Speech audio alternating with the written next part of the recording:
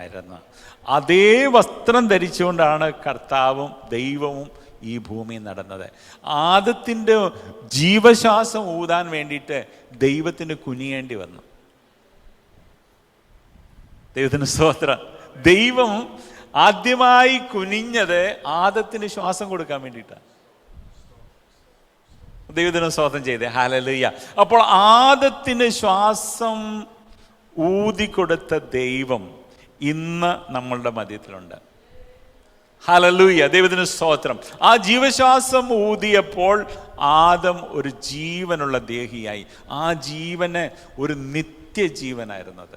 പക്ഷെ ആ നിത്യജീവനെ കണ്ട്, ഹല്ലേലൂയ, നിത്യമരണത്തിൽ കടന്ന ഒരുവൻ ആ ആദത്തെ, ഹല്ലേലൂയ, നിത്യമരണത്തിലേക്ക് ക്ഷണിച്ചു.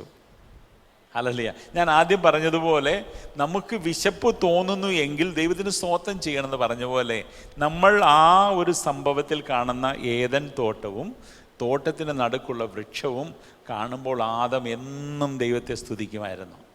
ദൈവത്തെ ഓർമ്മ വരുന്നത് ആ ഒരു വൃക്ഷത്തിൻ്റെ മുന്നിൽ മാത്രമായിരുന്നു. മനസ്സിലായോ? നമ്മൾ പലപ്പോഴും ലോക മനുഷ്യർ അല്ലെങ്കിൽ നിരീശ്വരവാദികൾ ഇങ്ങനെ ചോദിക്കാറുണ്ട്, ദൈവം ഒരു വൃക്ഷം സൃഷ്ടിക്കാതിരുന്നെങ്കിൽ എത്ര നന്നായിരുന്നു. ആ വൃക്ഷമാണ് ആദത്തിൻ്റെ ജീവിതത്തിലെയും ആ തോട്ടത്തിൻ്റെയും സൗന്ദര്യം. അതാണ് കാരണം. ഏതൊരു വൃക്ഷത്തിൻ്റെ മുന്നിൽ വന്ന ഒരു പേര ചെടി, പേര എന്നൊക്കെ പറയുന്ന ചെടി, അല്ലെങ്കിൽ അവിടെ നിൽക്കുന്ന നാരകത്തിൻ്റെ അടുത്ത് വരുമ്പോൾ ആദത്തിന് ദൈവത്തെ ഓർമ്മ വരത്തില്ല. എന്നാൽ ആ വൃക്ഷത്തിൻ്റെ അടുക്കൽ വരുമ്പോൾ പറയും, ഈ വൃക്ഷത്തോട് തന്നെ അവന് പറയും, സുന്ദരമായ ഫലമാ, പക്ഷെ എൻ്റെ ദൈവത്തെക്കാൾ വലുതല്ല നീ നല്ല വൃക്ഷമാണ്, നിന്റെ തണലും എനിക്കിഷ്ടമാണ്, പക്ഷെങ്കിൽ എൻ്റെ ദൈവത്തെക്കാൾ വലുതല്ല നിന്നിൽ നിന്ന് എനിക്ക് ലഭിക്കുന്നത്. എന്നതുപോലെ ഈ ഭൂമിയിൽ നാം ആയിരിക്കുമ്പോൾ നമ്മളോട് ദൈവം പറഞ്ഞിരിക്കുന്ന, ദൈവം നമുക്ക് മനാ ചെയ്തിരിക്കുന്ന, അല്ലെങ്കിൽ ദൈവം നമുക്ക് വേണ്ട എന്നിരുന്ന് പറയുന്ന സ്ഥലത്തെ നമുക്ക് ദൈവത്തോട് ചേർന്ന് ഈ ഉപവാസ പ്രാർത്ഥനയെ പറയണം, ദൈവമേ എന്നെ സഹായിക്കണമേ. നമുക്ക് രണ്ടാമത്തെ ഒരു വിടുതൽ അത് അവിടാണ്. ആ വൃക്ഷമാണ് ആദത്തിൻ്റെ അനുഗ്രഹം. ഹല്ലേലൂയ പറഞ്ഞിട്ട് ദൈവത്തിന് സ്തോത്രം. ഹല്ലേലൂയ. ആ വൃക്ഷം ആദത്തിന് അനുഗ്രഹമാണെന്ന് മനസ്സിലാക്കണം. എന്നാൽ ആ ഒരു പ്രാഗൽഭ്യം നഷ്ടമായത് എപ്പോഴാണെന്നറിയാമോ? ആദം അവന് കൂട്ടായി കൊടുത്ത മകൾ ആദത്തെ അവൾ ഒരു അവൻ്റെ അടുക്കലേക്ക് വന്ന സ്നേഹിതനായി വന്ന് നല്ല സ്നേഹത്തോട് സംസാരിച്ച, ആ സ്നേഹത്തോട് ദൈവം പോലും ചോദിക്കാത്ത ചോദ്യങ്ങൾ പറഞ്ഞാണ്, ആദമേ നീ ഒത്തിരി ക്ഷീണിച്ചിരിക്കുന്നല്ലോ, അല്ലെങ്കിൽ ആദമേ നിനക്ക് വിളർച്ചയൊക്കെ ഉണ്ട്, രക്തക്കുറവൊക്കെ ഉണ്ട്, നല്ല പഴങ്ങളൊക്കെ കഴിക്കണം കേട്ടോ, എന്തൊക്കെ ആയിരിക്കും സംസാരിച്ചത്. രക്തക്കുറവൊക്കെ ഉണ്ട്, നല്ല പഴങ്ങളൊക്കെ കഴിക്കണം, ഇവിടെ എല്ലാ പഴങ്ങളും കഴിക്കാമെങ്കിലും ഇവിടെ ഒരു വൃക്ഷം നിൽപ്പുണ്ട്, ആ വൃക്ഷത്തിൽ ആ കുഞ്ഞെ നമ്മുടെ ശരീരത്തിന് ആവശ്യമായ പുഷ്ടിയും വിറ്റാമിൻ എന്തൊക്കെയാണ്, ഡിയോ സിയോ എന്തൊക്കെ വേണമെങ്കിലും അതെല്ലാം വൃക്ഷത്തിലുണ്ട്. പക്ഷെങ്കിൽ ഉടനെ ഹൗവ വളരെ വാചാലയായെന്ന് അവിടെ കാണുന്നത്. ഈ സംഭവം വാചാലയാകേണ്ട കാര്യമില്ല. അധികമായി വരുന്നതൊന്നും ദൈവത്തിൽ നിന്നല്ല. നമുക്ക് ദൈവത്തോടൊന്ന് പറയാം, കർത്താവേ എന്നിൽ നിന്ന് പലയിടത്തും അധികമായി വരാറുണ്ട്. ദൈവത്തോടൊന്ന് പറഞ്ഞാൽ, യേശോപ്പച്ച ഈ ഉപവാസ പ്രാർത്ഥനയിൽ ഊവെന്നും ഇല്ല എന്നും അതിലധികമായി വരുന്നതിനെ, എൻ്റെ നാവിൽ നിന്ന് വരുന്നത്, എൻ്റെ ഹൃദയത്തിൽ നിന്ന് വരുന്നത്, എൻ്റെ കർത്താവ് എന്നെ ഈ ഉപവാസ പ്രാർത്ഥനയെ സഹായിക്കണം. പറയാണ്, ആ വൃക്ഷത്തിൻ്റെ ഫലം അത് ഭക്ഷിക്കരുതെന്നേ പറഞ്ഞല്ലോ, പറിക്കാനും ഫ്രിഡ്ജിൽ വെക്കാനും ഒരു പ്രശ്നമില്ല, അത് തൊടുക പോലും വരുതേ. അപ്പോൾ എക്സ്ട്രാ വന്നൊരു സംഭവം അവിടെ കാണുന്നു. അപ്പോളേ വിരോധിക്ക് മനസ്സിലായി, ഇവൾ എൻ്റെ കയ്യിൽ വീണ് കഴിഞ്ഞ്. ആരെയാണ് കൂടുതലായിട്ട് വർണ്ണിച്ച് പറഞ്ഞ? ദൈവത്തെ ആണെങ്കിലും ആ കൂടുതലായി വന്ന കാര്യം ദൈവത്തിനായിട്ടുള്ളതല്ല. ശത്രു എപ്പോഴും ഒന്നും നമ്മളെ മുന്നോട്ട് തള്ളിയിടും, അല്ലെങ്കിൽ പിന്നിലേക്ക് തള്ളിയിടും. ഒന്നി നമ്മളെ വളരെ സ്പിരിച്വലാക്കി കൊണ്ടുപോകും, പക്ഷെ അത് യഥാർത്ഥ ആത്മീയത ആയിരിക്കത്തില്ല. അതിൻ്റെ പിന്നിലൊരു വഞ്ചന ഒളിഞ്ഞിരിപ്പുണ്ടായിരിക്കുക. എനിക്കറിയാം, വീട് അടുക്കി വെക്കുന്നത് പോലും പാപമാണെന്ന്, തേച്ച വസ്ത്രം ധരിക്കുന്നത് പാപമാണെന്നും ഒക്കെ ചിന്തിക്കുന്നൊരു സമൂഹം നമ്മുടെ മധ്യത്തിലുണ്ട്. ദൈവത്തിന് സ്തോത്രം. ഞാനൊരു ടെസ്റ്റ് ഞാൻ കഴിഞ്ഞ ദിവസം ചിലരോട് ചെയ്തൊരു കാര്യം, ഒരാളോട് ഉദാഹരണത്തിന് നിങ്ങൾ എന്നോട് ചോദിക്കുകയാണ്, പാസ്റ്റേ നിങ്ങളുടെ മകൻ എവിടെയാണ്? അവനൊരു വിദേശത്ത് ഒരു രാജ്യത്ത് ജോലി ചെയ്യുന്നു. ഒരു ചോദ്യം. ഓക്കെ, അവന് ഇപ്പം എന്നെ പോലെ ഞാൻ ഇച്ചിരി മുടിയൊക്കെ ഞാൻ തന്നത്തെ മുറിക്കുന്നുണ്ട് ഇങ്ങനെ കിടക്കുന്നത്. ഓക്കെ, കാരണം ഞാനായിരുന്ന സ്ഥലത്ത് അങ്ങനെ ഒരു പ്രത്യേക സ്ഥലം ആണ്.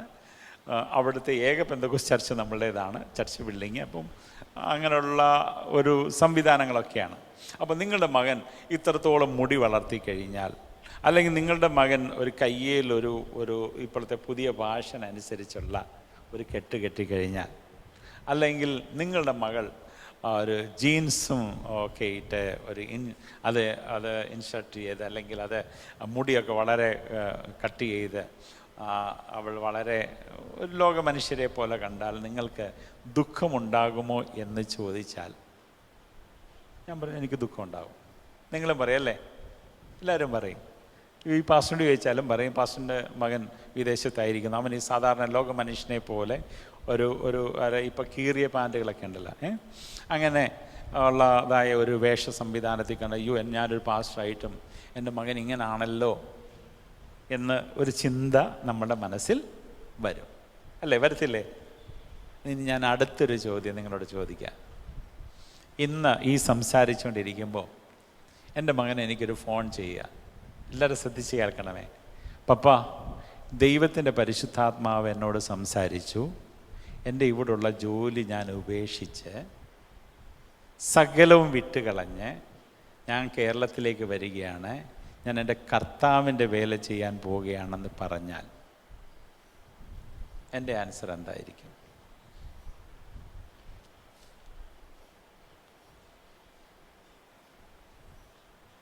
Price Lord, hallelujah. ഞാനിത് ചിലരെ പരീക്ഷിച്ചിട്ടുണ്ട്. കഴിഞ്ഞ ദിവസം എൻ്റെ ജ്യേഷ്ഠൻ്റെ മകൻ അച്ചപ്പട്ടത്തിന് ചേർന്നു. ഇവിടെ നമ്മുടെ ബദനി ആശ്രമത്തിൽ സന്യാസി അച്ഛനാണ്. അവൻ സന്യാസിയായി ചേരുമ്പോൾ മനസ്സിലാക്കണം, എൻ്റെ ജ്യേഷ്ഠന് ആകെ ഒരു മോനേ ഉള്ളൂ. ആണും പെണ്ണും എല്ലാമായി വീടിന് തോട്ടവും ഭവനവും റോഡ് സൈഡിൽ ഇച്ചിരി ഒരു കടയും ഒക്കെ ഉള്ള മനുഷ്യനാണ്. ജ്യേഷ്ഠന് 60 വയസ്സ് കഴിഞ്ഞു.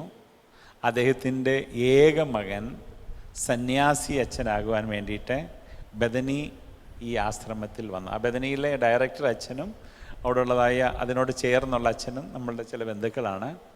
ആ ആശ്രമത്തിൽ കൊണ്ട് ചേർക്കുമ്പോൾ എൻ്റെ വേറൊരു സഹോദരി, എൻ്റെ ഒരു വേണ്ടപ്പെട്ട ഒരാൾ പറഞ്ഞു, അവനെ നമുക്ക് ആശ്രമത്തിൽ വിടല്ലേ, അവനെ നമുക്ക് പാസ്റ്റാക്കണം. ഓക്കെ, നല്ല കാര്യം, പാസ്റ്റാക്കണം അവനെ. ജ്യേഷ്ഠൻ്റെ മോനല്ലേ, അവനെ നമുക്ക് പാസ്റ്റാക്കണം. ഒരു നല്ല ന്യായമായൊരു കാര്യമാണ്. ഇപ്പോൾ ഇവിടെ കുറേ ജീനിയസ് ആയിട്ടുള്ള ആൾക്കാരാണ് എന്നെ കേൾക്കുന്നവരെ, ന്യായമായൊരു കാര്യം. ഞാൻ പറഞ്ഞു, സഹോദരി, അതിപ്പോൾ നമ്മുടെ ജ്യേഷ്ഠൻ്റെ മോനല്ലേ, നമുക്ക് പിള്ളേരുണ്ടല്ലോ. ഞാനിപ്പോൾ പ്രാർത്ഥിക്കാൻ പോവാം. പുള്ളിക്കാരയ്ക്ക് 2 പെൺമക്കളാണ്. ആ മരുമക്കളുടെ 2 പേരെയും പേര് പറഞ്ഞു, ഇപ്പോൾ ഞങ്ങൾ പ്രാർത്ഥിക്കാൻ പോവുകയാണ്. ആ മരുമക്കൾ 2 പേരും എൻ്റെ ആ സഹോദരിയുടെ 2 പെൺമക്കളും അവരുടെ കുഞ്ഞുങ്ങളും, അവർ പല വിദേശത്ത് ലക്ഷങ്ങളാണ് ശമ്പളങ്ങൾ, ലക്ഷം. നമ്മൾ ഇതിക്കുന്നത് 1 ലക്ഷം 2 ലക്ഷം തന്നെ ഓരോരുത്തർക്ക്. ആ ജോലിയെല്ലാം ഉപേക്ഷിച്ച് ഇന്ന് കർത്താവിൻ്റെ വേലയ്ക്ക് ആദ്യം ആ സഹോദരി പറഞ്ഞ സാധു സുന്ദർ സിംഗിനെ പോലെ അവനായി തീരട്ടെന്ന. കാരണം ഇന്നത്തെ സാധു സുന്ദർ സിംഗ് അന്നേരം ഞാൻ വിചാരിച്ച ആ ഫോൺ വലിച്ചെറിഞ്ഞെന്ന് എനിക്ക് തോന്നുന്നത്. ഇങ്ങനെയുള്ള ശാപവാക്കുകളാണ് നിന്റെ വായിൽ വരുന്നത്. സ്തോത്രം. ഏതാണ് കുഴപ്പം? ഞാൻ കഴിഞ്ഞ ദിവസം ഒരാളോട് സംസാരിച്ചു പറഞ്ഞു, നമ്മൾ ദൈവമക്കൾ പഴമാണോ തിന്നുന്നത് അതോ പഴത്തിൻ്റെ തൊലിയാണോ തിന്നുന്നത്? ഒന്നുകൂടെ ശ്രദ്ധിക്കണമേ. നമ്മൾ കഴിക്കേണ്ടതെടുത്ത് കളയുക, കഴിക്കാൻ പാടില്ലാത്ത കഴിക്കുക. വെള്ളയുടുപ്പിടണം, ആഭരണം ഉപയോഗിക്കരുത്, നല്ല കാര്യം. മുടി പറ്റ വെട്ടണം, നല്ല കാര്യം. ബൈബിളിന് വിരുദ്ധമാണെങ്കിലും മുടിയുടെ സൈഡിൻ്റെ അരികു വെട്ടുന്നവൻ ദൈവപ്രകാരം അവനെ ശപിച്ചിരിക്കുക ദൈവത്തിനോതിര, എന്തായാലും കുഴപ്പമില്ല. ഇതെല്ലാം ചെയ്യണം, നല്ല കാര്യം. മനുഷ്യകോലത്തിൽ നടക്കുന്ന നല്ല കാര്യം. പക്ഷേങ്കിൽ നമ്മൾ മുഖ്യമായത് അങ്ങ് ഉപേക്ഷിച്ച് കളയും. നമ്മൾ ഒട്ടകത്തെ വിഴുങ്ങുമ്പോൾ ഒട്ടകത്തിൻ്റെ പല്ലിനടയിലിരുന്ന ജീരകത്തെക്കുറിച്ച് നമ്മൾ വാചാലരാകും. ഒട്ടകത്തെ നമ്മൾ വിഴുങ്ങി, അതിനെക്കുറിച്ച് നമ്മൾ ചർച്ച ചെയ്യത്തില്ല, നമ്മളെല്ലാവരും, ഞാൻ ഉൾപ്പെടെ. പക്ഷേ ആ ജീരകം, അത് പെരുംജീരകമായിരുന്നത്, അത് അതിനെക്കുറിച്ച് ഒരു വേർഷൻ പറയുന്നത് അത് പെരുംജീരകമാണെന്നാണ്, മറ്റൊരു വേർഷനിൽ പറയുന്നു അത് കരിഞ്ജീരകമാണെന്ന്. ഉടനെ അതിൻ്റെ ഗ്രീക്ക്, അതിൻ്റെ ആ ഒരു ഹീബ്രു അതിനെക്കുറിച്ച് ഇങ്ങനെ പറഞ്ഞേക്കുന്നത്. നമുക്ക് ഒട്ടകത്തെക്കുറിച്ച് ചർച്ച ചെയ്യാം. നമ്മൾ വിഴുങ്ങിയ ഒട്ടകത്തെക്കുറിച്ച് നമുക്ക് ഇന്ന് ഈ ഉപവാസ പ്രാർത്ഥനയിൽ, ഇനി അടുത്ത പ്രാവശ്യം വിളിക്കുമെന്ന് എനിക്കറിയത്തില്ല, ഇനി വൈകിട്ടും ഉണ്ട്. ദൈവദാസന് കഴിഞ്ഞ പ്രാവശ്യത്തെ പ്രസംഗം മനസ്സിലായിട്ട് വീണ്ടും വിളിച്ചത് ഞാൻ ദൈവത്തിന് റെയർ കേസിൽ എങ്ങനെ സംഭവിക്കാറുള്ളൂ, ദൈവത്തിന് വളരെ ചുരുക്കടത്തില്ല. അതുകൊണ്ടാണ് ഞാൻ ചില സഭകളൊക്കെ സ്ഥാപിച്ച്, നമ്മൾ സ്ഥാപിച്ച സഭയെ നമുക്ക് പ്രസംഗിക്കരുത്. ദൈവത്തിന് സ്തോത്രം. ദൈവമക്കളെ, നമ്മൾ ദൈവത്തിൻ്റെ മക്കളാണ്. നമ്മൾ ആരാണ്? നമ്മളെ വിശ്വാസി എന്ന തലത്തിലേക്ക് താഴ്ത്തുക എന്നുള്ളതാണ് ലോകത്തിൻ്റെ ഉദ്ദേശം. വിശ്വാസി എന്ന് പറഞ്ഞാൽ എന്തുവാ? വിശ്വാസി എന്ന് പറഞ്ഞാൽ അവന് ദൈവം ഉണ്ടെന്ന് വിശ്വാസമുണ്ട്, പക്ഷെങ്കിൽ ദൈവത്തെ ഇനി എന്തിനെല്ലാം ഉപയോഗിക്കാമെന്ന് അവൻ സ്റ്റഡി ചെയ്തുകൊണ്ടിരിക്കുന്നത്. മക്കളെന്ന് പറഞ്ഞാൽ എന്തുവാ? സ്വന്തം പിതാവിൻ്റെ ഭവനത്തിൽ ഇനി എന്തൊക്കെ ഞാൻ ചെയ്യാനുണ്ടെന്നാണ് ചിന്തിക്കുന്നത്. ഒരാൾ ചിന്തിക്കുന്നു ദൈവത്തെ എനിക്ക് വേണ്ടി എങ്ങനെ ഉപയോഗിക്കാം, മറ്റൊരാൾ ചിന്തിക്കുന്നു ഞാൻ ദൈവത്തിന് എങ്ങനെ ഉപയോഗപ്പെടാം. രണ്ടും കൂടെയുള്ള വ്യത്യാസം. ഒരാൾ നോക്കിയാണ് ദൈവത്തെ എനിക്കിനി എന്തിനെല്ലാം ഉപയോഗിക്കാം. ഈ ആഴ്ച ഞാൻ ഉപയോഗിച്ചു ഫ്രിഡ്ജ് മേടിക്കാൻ, അടുത്ത ആഴ്ച ഞാൻ ഉപയോഗിക്കുന്നു ബ്ലസ്സിമോർക്ക് അഡ്മിഷൻ കിട്ടാൻ, അല്ലേ നമ്മുടെ ബ്ലസ് ഇവിടെ ഉണ്ടെന്ന് തോന്നുന്നു, ഇനിയിപ്പോൾ ഇല്ലാത്തൊരു പേരാ ഞങ്ങളുടെ ഉള്ള അഭിഷേകം കാണും. ഹല്ലേലൂയ. എന്തിനെല്ലാം ഉപയോഗിക്കാം? വന്നു അടുത്ത ആഴ്ച വന്നിട്ട് അതിൻ്റെ വരവ് ചെലവ് കണക്കുകൾ നമ്മൾ സാക്ഷ്യമാണെന്ന് പറഞ്ഞ് നമ്മൾ സഭയിൽ പറയും. എന്നാൽ യേശു കർത്താവ് കേൾക്കാൻ ആഗ്രഹിക്കുന്നൊരു സാക്ഷ്യമുണ്ട്. നീ ഈ ഹോളിന് പുറത്ത് എവിടെല്ലാം എൻ്റെ സാക്ഷിയായി. സാക്ഷി എന്ന് പറഞ്ഞാൽ ഞാൻ നിൽക്കേണ്ടടുത്ത് നീ എവിടെല്ലാം നിന്നു. അതിന് രക്തസാക്ഷി എന്നും അർത്ഥമുണ്ട്. കഴിഞ്ഞ ആഴ്ച നമ്മൾ അതാണ് പറഞ്ഞ് അവസാനിച്ചത്. രക്തസാക്ഷിയാകുക എന്ന് പറഞ്ഞാൽ പത്രോസിനെ വിളിച്ചപ്പോൾ പത്രോസിന് ദൈവം ഒരു ഭയങ്കര അത്യാഗ്രഹം കൊടുത്തു, അതിനെ ശമിപ്പിച്ചു കൊടുത്തു.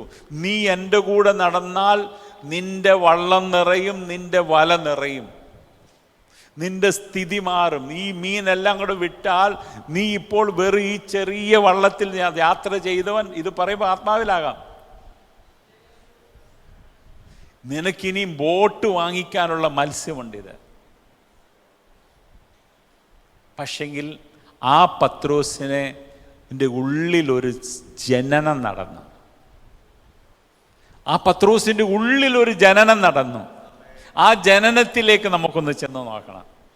ആ ജനിച്ച മനുഷ്യൻ പറഞ്ഞു, ഞാനൊരു പാപിയായതുകൊണ്ട് കർത്താവേ നീ എന്നെ വിട്ടുപോകണേ. പത്രോസ് അന്ന് വരെ ഒരിക്കൽ പോലും പറഞ്ഞിട്ടില്ല ഞാനൊരു പാപിയാണെന്ന്. പത്രോസിന് ആ പ്രസംഗം കേട്ടു. പത്രോസ് പറയുകയാണ്, നല്ല പ്രസംഗം. എവിടെ ഇരുന്നാ പ്രസംഗിച്ചത്? യേശുവിന് കൊടുത്ത പടകിൽ. ആ പടകിൽ എങ്ങനെ യേശുവിന് നന്നായിട്ടിരിക്കാൻ പറ്റി? അന്നിട്ട് തലേ ദിവസം മീൻ പിടിക്കാഞ്ഞതുകൊണ്ട് അത് നന്നായിട്ട് വെയിലത്ത് കിടന്ന് നന്നായിട്ട് ഉണങ്ങി കിടക്കുകയായിരുന്നു. അതുകൊണ്ട് കർത്താവിന് സ്വസ്ഥമായിട്ട് മീനിൻ്റെ സ്മെല്ലൊന്നും ഇല്ലാതെ, വസ്ത്രമൊന്നും വൃത്തികേടാകാതെ അവിടെ ഇരുന്ന് പ്രസംഗിക്കാൻ കഴിഞ്ഞു. അപ്പോൾ കഴിഞ്ഞ ദിവസം ഈ മത്സ്യം ലഭിക്കാതെ പോയതിൻ്റെ പിന്നിൽ ആരാണ്? കർത്താവാണ്. ദൈവത്തിന് സ്തോത്രം. ഇത് പത്രോസ് മനസ്സിലാക്കി. നമ്മുടെ ഈ ഓട്ടത്തിൽ നമുക്ക് എന്തെങ്കിലും ലഭിക്കാതെ പോയിട്ടുണ്ടെങ്കിൽ ദൈവത്തിന് നമുക്ക് സ്തോത്രം ചെയ്യാം. അതിൻ്റെ പിന്നിൽ ദൈവമുണ്ട്. ഒന്ന് സ്തോത്രം ചെയ്താട്ടെ. അതിൻ്റെ പിന്നിൽ ദൈവമുണ്ട്. അതിന് നമുക്കൊന്ന് സ്തോത്രം ചെയ്യാം. നമ്മളിന്ന് ഉപവാസ പ്രാർത്ഥനയിൽ തിരിഞ്ഞു നടന്ന് ഭവനത്തിൽ എത്തിച്ചേരുകയാണ്. ഏത് വിഷയത്തിലാണ് പെരുവെറുക്കുന്നത്? അതൊന്ന് തിരിഞ്ഞു നടന്നിട്ട് ആ പടക് കാലിയായി കടന്നതുകൊണ്ട് കർത്താവിന് അവിടെ ഇരുന്ന് സ്വസ്ഥമായി എത്രയോ പേരോട് സംസാരിക്കാൻ കഴിഞ്ഞു.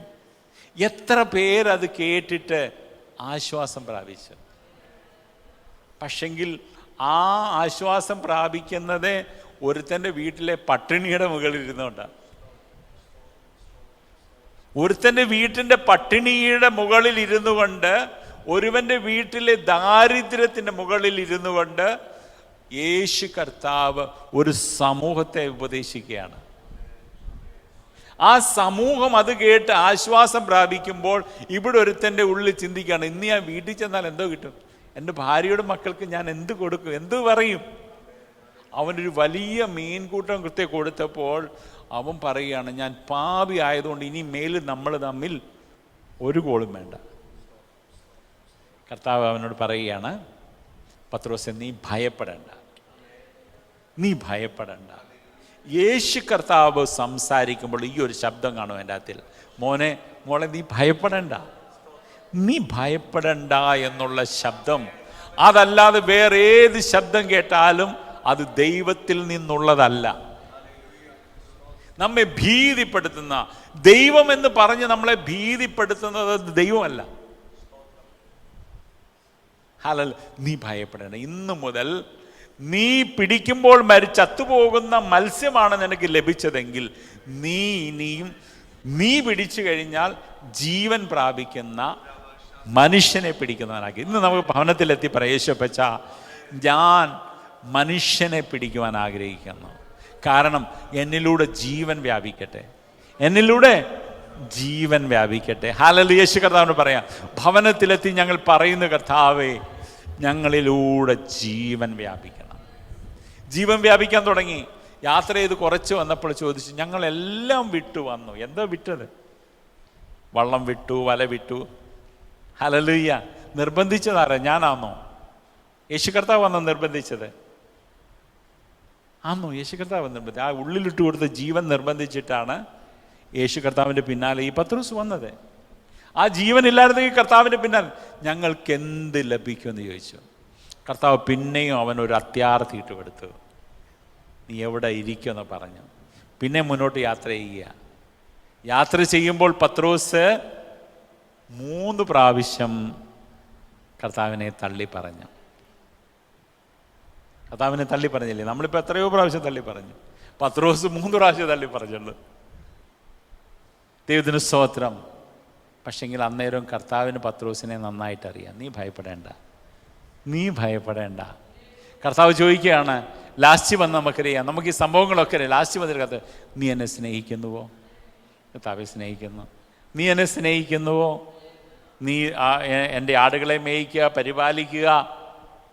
പിന്നെയും ചരാന പാലൻ കരണ, അത് ഹിന്ദിയിൽ അങ്ങനെ ചരാന പാലൻ കരണ, ഫിർസേൽ പോല പാലൻ കരണ, നീ എൻ്റെ കുഞ്ഞാടുകളെ മേയ്ക്കുക എന്നൊക്കെ പറഞ്ഞിട്ട് ഹല്ലേലൂയ.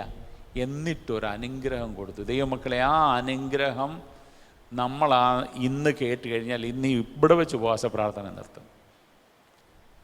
നീ ഇപ്പോൾ യൗവനക്കാരനാകുന്നു. അതിനുശേഷം പറയുകയാണ്, നീ വൃദ്ധനാകും, മറ്റൊരുത്തൻ നിന്റെ അരമുറുക്കും. ഓ, നിനക്കിഷ്ടമില്ലാത്തിടത്തേക്ക് നിന്നെ വലിച്ചു കൊണ്ടുപോകും. പക്ഷെ നമ്മൾ ഉപവസിക്കുന്ന എന്തിനു വേണ്ടിയിട്ടാ?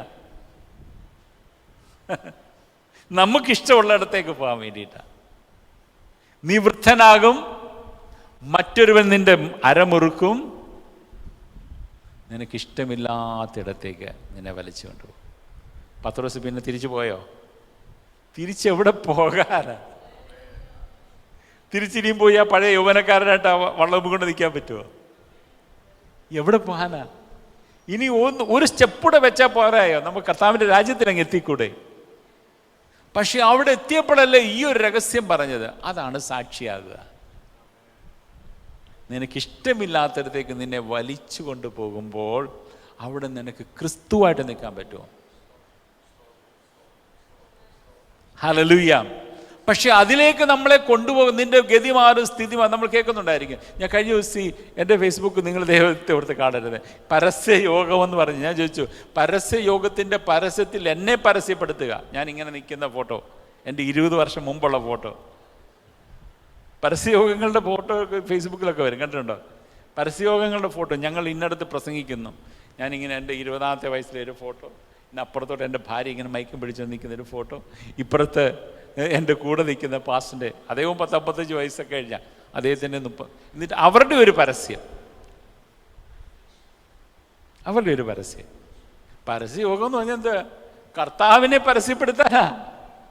കർത്താവിനെ പരസ്യമായിട്ട്, അതിൻ്റെ കർത്താവിനെ അങ്ങ് പരസ്യപ്പെടുത്തിയാൽ പോരായോ? മനുഷ്യനെ പരസ്യം ചെയ്യാനുള്ളതാണോ? നമ്മൾ എവിടെയാണ് വഞ്ചിക്കുന്നത്? ഹല്ലേലൂയ, ദൈവത്തിന് സ്തോത്രം. നിന്റെ ഗതി മാറി, ഇതൊക്കെ പറഞ്ഞിട്ട് മാറി.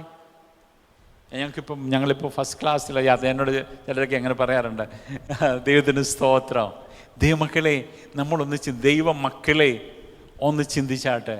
അവിടെ ചെന്ന് പറയാണ്, പത്രോസ് സന്തോഷത്തോടെ അത് സ്വീകരിച്ചു.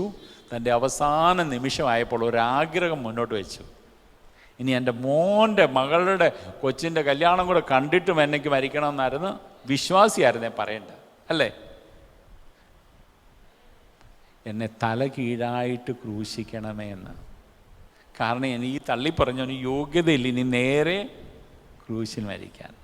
പക്ഷെ ഇതിന് പിശാചൊരു തന്ത്രം ഉണ്ടാക്കി, ഇതിന് ഓപ്പോസിറ്റായിട്ട് സാക്ഷിയാകണം, സാക്ഷിയാകണം, മോള് സാക്ഷിയാകണം. ഇന്ന് എവിടാ? ഈ 4 ഹോളിനകത്ത്,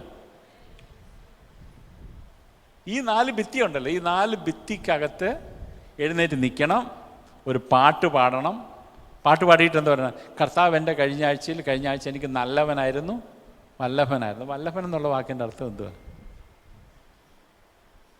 എനിക്കറിയത്തില്ല, മലയാളത്തിൽ ഞാൻ ചിന്തി. വല്ലഭൻ എന്നുള്ള വാക്കിൻ്റെ അർത്ഥം വല്ലഭൻ ആണോ? എനിക്ക് ഇപ്പോഴാണ് മനസ്സിലായി. കൊള്ളാം. എനിക്ക് ഈ 4 ഭിത്തിക്കകത്തല്ല ഇത് പറയുന്നത്. കഴിഞ്ഞ ആഴ്ചയിൽ, കഴിഞ്ഞ വർഷം, ഇതിപ്പോൾ നമ്മൾ ഈ വർഷത്തിൻ്റെ 6-ാം മാസത്തിലേക്ക് പ്രവേശിക്കാൻ പോവുക. 5-ാം മാസത്തിൻ്റെ ലാസ്റ്റ് ദിവസമാണെന്ന് തോന്നുന്നു. ഈ 5 മാസക്കാലം പുതിയ വർഷം നമ്മൾ 1 വർഷത്തെ സാക്ഷി ഒരുമിച്ച് അടച്ച് റെസിപ്റ്റ് വാങ്ങിച്ചു, അല്ലേ? ആണ്ടർതി യോഗത്തിന് നമ്മൾ ഒരുമിച്ച് അടച്ചു, പുതിയ തീരുമാനം എടുത്തു. ഈ വർഷം എത്ര പേരോട് സുവിശേഷം പറഞ്ഞു? എത്ര പേര് കർത്താവിനെ രക്ഷിതാവായി സ്വീകരിച്ചു? എത്രയിടത്ത് നമ്മൾ സാക്ഷിയായെന്നാണ് ചോദിക്കുന്നത്. അതാണ് ഈ വർഷത്തിൻ്റെ തുടക്കം മുതൽ ഇന്ന് വരെയുള്ള എല്ലാ ആഴ്ചയും, ഞായറാഴ്ച നമ്മൾ വന്നപ്പോൾ എല്ലാ ആഴ്ചയും ഈ ഹോളിനകത്ത് സാക്ഷിയായിട്ടുണ്ട്. പോകുവീൻ, ലോകമൊക്കെയും എൻ്റെ സാക്ഷിയാകുവിൻ. ഇതാണ് ഈ വചനം പറയുന്നത്. Praise the Lord, hallelujah. ഞാൻ ഒരിക്കലേ ദൈവമക്കളെ, ഞാൻ കുറച്ച് ഹൃദയം നിങ്ങളുടെ അടുത്ത് തുറക്കുകയാണ്. എൻ്റെ ഒരു സ്നേഹിതൻ പാസ്റ്റും, അദ്ദേഹം എൻ്റെ സീനിയറായിട്ട് ഞാൻ പഠിച്ച ബൈബിൾ കോളേജ് പഠിച്ചതാണ്. അപ്പോൾ ഞങ്ങളിങ്ങനെ നോർത്ത് ഇന്ത്യയിലുള്ളവരിങ്ങനെ പൈസയ്ക്ക് ബുദ്ധിമുട്ടാകുമ്പോൾ ചില ചർച്ചിലേക്ക് കയറി ചെല്ലാം, എന്തെങ്കിലും പൈസ കിട്ടുമല്ലോ, തുറന്നങ്ങ് പറയുക. അപ്പോൾ ഇങ്ങനെ അന്നേ കാലത്തൊക്കെ നിലത്തിരി, ഈ കോവിഡ് വന്ന് നമുക്ക് കസേര വാങ്ങിച്ചു തന്നു, കോവിഡിൻ്റെ ദാനങ്ങളാണ് കസേര വാങ്ങിച്ചു തന്ന പോലെ. അന്നൊക്കെ ഞങ്ങൾ നിലത്തായിരിക്കുന്നത്. അപ്പം നിലത്തിരിക്കുന്നവനെ ആണ്ടർതി യോഗത്തിന് ഒരമ്മമ്മ എഴുന്നേറ്റ് നിന്ന് സാക്ഷ്യം പറയുക. ഞാനപ്പോൾ മേശക്കടിയുടെ പാസ്റ്റർ ചോദിച്ചു, പാസ്റ്റേ വേറെ പണിയൊന്നുമില്ലെന്ന് ഞാൻ ചോദിച്ചു. പുള്ളി പറഞ്ഞു, പിള്ളേരെ പഠിപ്പിക്കണ്ടായ, ഇവിടെ എനിക്ക് പിള്ളേരെ പഠിപ്പിക്കണ്ടായ. സത്യമാണ്, പിള്ളേരെ പഠിപ്പിച്ച് ഇന്നിപ്പം ഞാൻ നോക്കുന്നുണ്ടേ, ഒരു ദിവസം പുള്ളി ദുബൈയിലാന്നേ, അടുത്ത ആഴ്ച പുള്ളി അമേരിക്കനാണ്, പിന്നെ അടുത്ത ആഴ്ച കാനഡ. കാരണം പിള്ളേരെല്ലാം പഠിച്ച് ലെവലിലായി. പുള്ളിക്കാരൻ ഇത് കളഞ്ഞിട്ട് ഇപ്പോൾ അവരോടൊപ്പം കറങ്ങുക. പുള്ളി പണി പറ്റിച്ച്. പാസ്റ്റേ ഇതെങ്ങനെ കഴിയും? പിള്ളേരെ പഠിപ്പിക്കണ്ടേ പാസ്റ്റേ? ഇതെന്തോലും പറയുമോ, പറയാതിരിക്കോ, ഇരിക്കോ, എഴുതേക്കോ, എന്തോലും ചെയ്യട്ടെ. നമ്മളിതിനെ നന്നാക്കാൻ പോയത് അടുത്ത ആഴ്ച സഭ 2ആയിട്ട് പിരിയും. എന്തിനാ നമ്മൾ അതിന് പോകുന്നേ? ദൈവത്തിന് സ്തോത്രം പറ ദൈവമക്കളെ, ഹല്ലേലൂയ. ഇന്ന് ആ ഉപവാസ പ്രാർത്ഥനയ്ക്ക് വരുമ്പോൾ ദൈവം ഇന്ന് പറഞ്ഞു, കർത്താവ് ഞങ്ങൾക്ക് അങ്ങോട്ട് ചേർന്ന് വരണം, കർത്താവ് ഞങ്ങൾക്ക് അങ്ങയിൽ നിന്ന് കേൾക്കണം, ഞങ്ങൾ എവിടെയാണ് ദൂരേക്ക് പോയത്, ഞങ്ങൾക്ക് അവിടെ നിന്ന് അടുത്ത് വരണം. ദൈവത്തിന് സ്തോത്രം, ഹല്ലേലൂയ. ദൈവമക്കളെ, ഈ 5 മാസം നമ്മൾ ഒരു വ്യക്തിയെങ്കിലും നേടിയെങ്കിൽ ആ വ്യക്തിയെ നമുക്ക് നിത്യതയിൽ കാണാം. അവൻ ഈ ലോകത്തിൽ, അവൻ ആ കർത്താവിന് വേണ്ടി നേടിയ വ്യക്തി അന്നു മുതൽ അവൻ നിത്യജീവനിലാണ് ജീവിക്കുന്നത്. ഞങ്ങൾ ചില ദിവസങ്ങൾക്ക് മുമ്പ് ഇവിടെ അടുത്തൊരു സ്ഥലത്തേക്ക് ചെന്നു. ഇവിടെ ചാക്ക എന്ന് പറഞ്ഞൊരു സ്ഥലമുണ്ട്. ആ സ്ഥലത്ത് ഒരു കോളനി ചെന്നെ ഞാനൊരു സഹോദരിയെ പരിചയപ്പെട്ടു. ആ സഹോദരി ചോദിച്ചു, ഞാൻ എഴുതിയൊരു ട്രാക്റ്റ് കൊടുത്തു. ട്രാക്റ്റ് പുതിയ ഇതാണ്, നമ്മുടെ ഗിരിപ്രഭാഷണം കൊടുത്തു കഴിഞ്ഞിട്ട് പറഞ്ഞു, ഞാനൊരു ക്രിസ്ത്യനായിരുന്നു, പക്ഷെ എൻ്റെ മൂത്ത മകൾ ഒരു മുസ്ലിമിനോടൊപ്പമാണ് താമസിക്കുന്നത്. അപ്പോൾ ഞാൻ വീട്ടിലോട്ട് ചെന്നപ്പോൾ വീടിൻ്റെ ഫ്രണ്ടിൽ അവരുടെ ഒരു വേദം അവർ എഴുതുന്നൊരു മാഷാ അള്ളാ എന്ന് പറഞ്ഞാൽ ദൈവത്തിൻ്റെ അനുഗ്രഹത്താൽ എനിക്ക് സ്വന്തമായി വീട്. നിങ്ങളുടെ അടുത്ത ഒരു ക്രിസ്ത്യാനിയുടെ വീടാണ് അവിടെ എഴുതി വെച്ചിരിക്കുക. ഞാൻ ചോദിച്ചു, എന്താ നിങ്ങളിതിലുള്ള? ഓ, അവക്കൊന്നുമല്ലേ, ഒരു ജീവിതം കിട്ടിയല്ലോ. ഞാനിപ്പോൾ വാർദ്ധക്യമായി. ഞാൻ ചോദിച്ചു, അവൾക്ക് ജീവൻ കിട്ടിയോ? എവിടെയാണ് ജീവിതം കിട്ടി? ഈ ഭൂമിയിലോ? ഒരിക്കലുമില്ല, ഒരിക്കലുമില്ല. അവരുടെ കുഞ്ഞുങ്ങൾക്ക് ട്രാക്റ്റ് കൊടുക്കാനും അവിടെ കുറച്ചു നേരം ദൈവത്തെക്കുറിച്ച് പറയാനിടയായിത്തീർന്നു. അതിനു മുമ്പ് ഞങ്ങളൊരു വീട്ടിൽ ചെന്നു. അവിടെ ഒരു ഹൈന്ദവ സഹോദരി അവർ യേശു കർത്താവിനെ രക്ഷിതാവായി സ്വീകരിക്കാനുള്ള രക്ഷാവാചകം ഞാൻ പറഞ്ഞു കൊടുത്തു. അവർ കർത്താവിനെ രക്ഷിതാവായി സ്വീകരിച്ചു. ഞങ്ങളൊരു ചെറിയ സൺഡേ സ്കൂൾ തുടങ്ങി. ഞങ്ങളുടെ കൂടെയുള്ള സഹോദരന്മാർ തുടങ്ങിയതാണ്. സഹോദരന്മാർ തുടങ്ങി, ഞാനല്ല തുടങ്ങി കേട്ടോ. ഞാൻ കള്ളം പറയുകയാണെങ്കിൽ വൈഫിനോട് പറഞ്ഞിട്ട് ഉടനെ നീ കൈ ഉയർത്തിക്കോടെ പറഞ്ഞിട്ടുണ്ട്. കാരണം നമുക്ക് നിത്യ നരകത്തിലേക്ക് പോകുവാൻ എനിക്കൊരു കൂട്ടാളിയായി നീ നിൽക്കേണ്ട കാര്യമില്ല, ഞാൻ നിനക്ക് കൂട്ടാളിയായി നിൽക്കത്തില്ല. ഹല്ലേലൂയ. ആ ഭവനത്തിൽ നമ്മൾ യേശു കർത്താവിനെ രക്ഷിതാവായി സ്വീകരിച്ച ആ നിമിഷമാണ് നമ്മുടെ നിത്യത ആരംഭിച്ചത്. നമ്മൾ യേശുവിനെ രക്ഷിതാവായി സ്വീകരിച്ച നിമിഷം. എനിക്കറിയാം 1995 നവംബർ മാസം 9 അപ്പോൾ ഇതിൽ വിശ്വാസത്തിൽ ജനിച്ച വ്യക്തി എന്നാണ് യേശുവിനെ രക്ഷിതാവായി സ്വീകരിച്ചതെന്ന് ചോദിച്ചാൽ എങ്ങനെ തിരിച്ചറിയാം? അത് തിരിച്ചറിയാനുള്ള ഒരു വഴിയേ ഉള്ളൂ. നീ രക്ഷിക്കപ്പെട്ട ആളാണെങ്കിൽ നിനക്കൊരു ഗിഫ്റ്റ് പാക്കേജ് ഉണ്ട്. അത് രക്ഷയുടെ സന്തോഷമാണ്. രക്ഷയുടെ സന്തോഷം ഇവിടെ ഇരിക്കുമ്പോൾ അനുഭവപ്പെടുന്നുണ്ടോ? ദാവീദ് പറയുകയാണ്, നിന്റെ ആത്മാവിനെ എന്നിൽ നിന്ന് എടുത്തു കളയരുതേ, നിന്റെ പരിശുദ്ധാത്മാവിനെ, നിന്റെ രക്ഷയുടെ സന്തോഷം എന്നിൽ നിന്ന്. Praise Lord. ഞങ്ങൾ ഹിന്ദി സംസാരിക്കുന്നതുകൊണ്ടും കൂടുതൽ ആഴത്തിലേക്ക് ഞങ്ങൾ പ്രസംഗിക്കാറില്ല. കാരണം ഗ്രാമത്തിൽ ചെന്നാൽ ഹല്ലേലൂയ പഠിപ്പിക്കണം, യേശു ക്രിസ്തുവിൻ്റെ രക്തത്താൽ ഹല്ലേലൂയ യേശു മസീഹി ലഹു കി ജയ്. കാരണം പുതിയ വിശ്വാസികൾ അവർ യേശുവിനെ കുറിച്ച് ഒന്നും കേട്ടിട്ടില്ല. ഇനി ദാവീദിനെ കുറിച്ച് പറഞ്ഞാൽ ദാവീദ് ആരാന്ന് ഇനിയും പറയാം, അതിന് കുറേ സമയം പോകും. ഹല്ലേലൂയ. ഇവിടെ കേൾക്കണമേ, രക്ഷയുടെ സന്തോഷം ഇല്ലാതായി കഴിഞ്ഞാൽ ദാവീദ് ആരാ? ഒരു സാധാരണ മനുഷ്യനാ. രക്ഷയുടെ സന്തോഷമില്ലാത്തവൻ്റെ കാര്യം എന്തുവാ? അങ്ങയുടെ പരിശുദ്ധാത്മാവിനെ എന്നിൽ നിന്ന്. ഇന്നിവിടെ ഇരിക്കുമ്പോൾ ആ രക്ഷയുടെ സന്തോഷം അനുഭവിക്കുന്നുണ്ടെങ്കിൽ അതിൻ്റെ അർത്ഥം ദൈവപൈതലേ, നീ നിത്യജീവനിലാണ് ജീവിക്കുന്നത്. യേശുവിൽ വിശ്വസിക്കുക എന്ന് പറഞ്ഞാൽ എന്തുവാ? യേശുവിൽ വിശ്വസിക്കുക എന്ന് പറഞ്ഞാൽ എന്തുവാ? ഞാൻ ഒരു ചോദ്യം അങ്ങോട്ട് ചോദിക്കും. യേശുവിൽ വിശ്വസിക്കുക എന്ന് പറഞ്ഞാൽ എന്തോ മോളെ?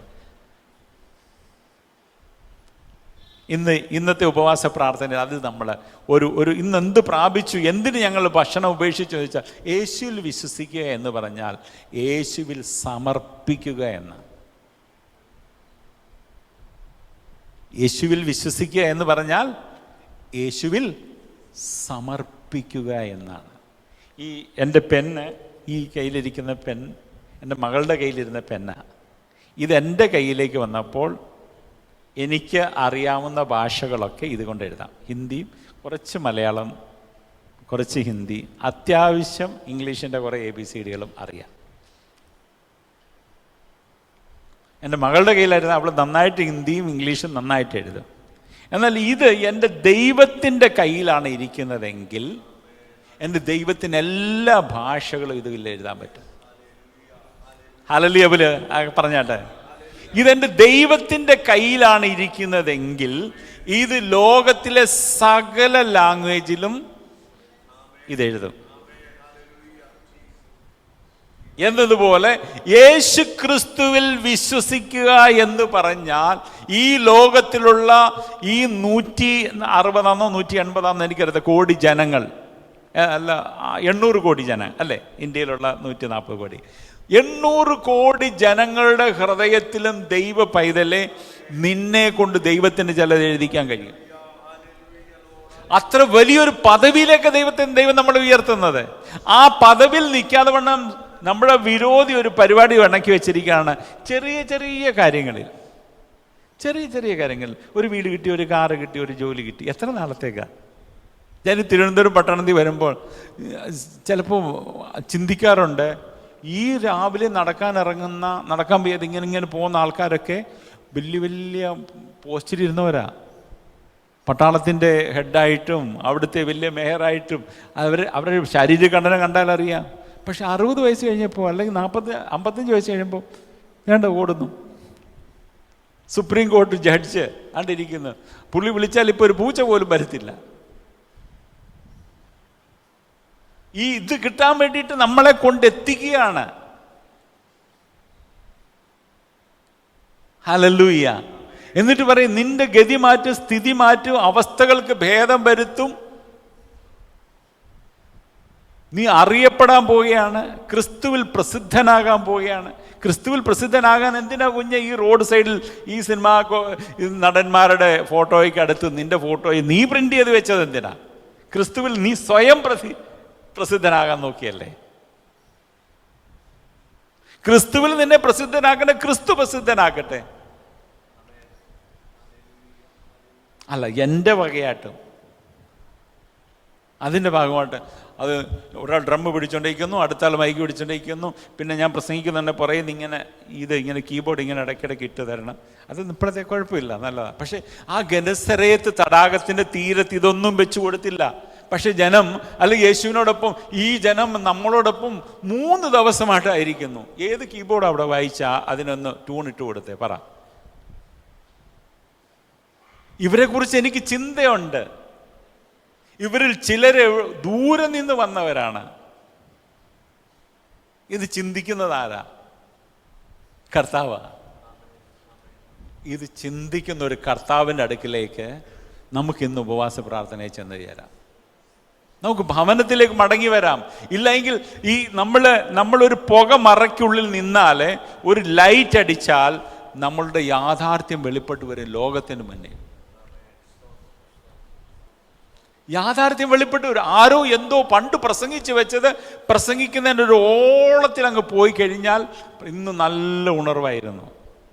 കഴിഞ്ഞ ആഴ്ച ഞാൻ പ്രസംഗിച്ചായിരുന്നു ഈ പുറംപറമ്പിൽ കിടന്ന കൽഭരണി. അത് ഇന്ന് വൈകിട്ട് വേണം അതിനെക്കുറിച്ച് സംസാരിക്കാൻ. ദൈവത്തിന് സ്തോത്രം. ഇവിടേക്ക് നമുക്ക് മടങ്ങി വരാം. ദൈവവേദല്ലേ നാം ഇവിടെ കാണുന്ന ഒരു കാര്യം, യേശു കർത്താവ് ഇവിടെ നമുക്ക് ഈ കാണുന്നൊരു ആദം ദൈവത്തിൻ്റെ മകൻ യേശു കർത്താവിനെ കുറിച്ച് പറയുകയാണ്, ഇവൻ എൻ്റെ പ്രിയ പുത്രൻ. ഈ പ്രിയ പുത്രനെ കുറിച്ച് നമ്മൾ സങ്കീർത്തനം 91 സങ്കീർത്തനത്തിൻ്റെ 1 വാക്യം ഒന്ന് വായിക്കണമേ.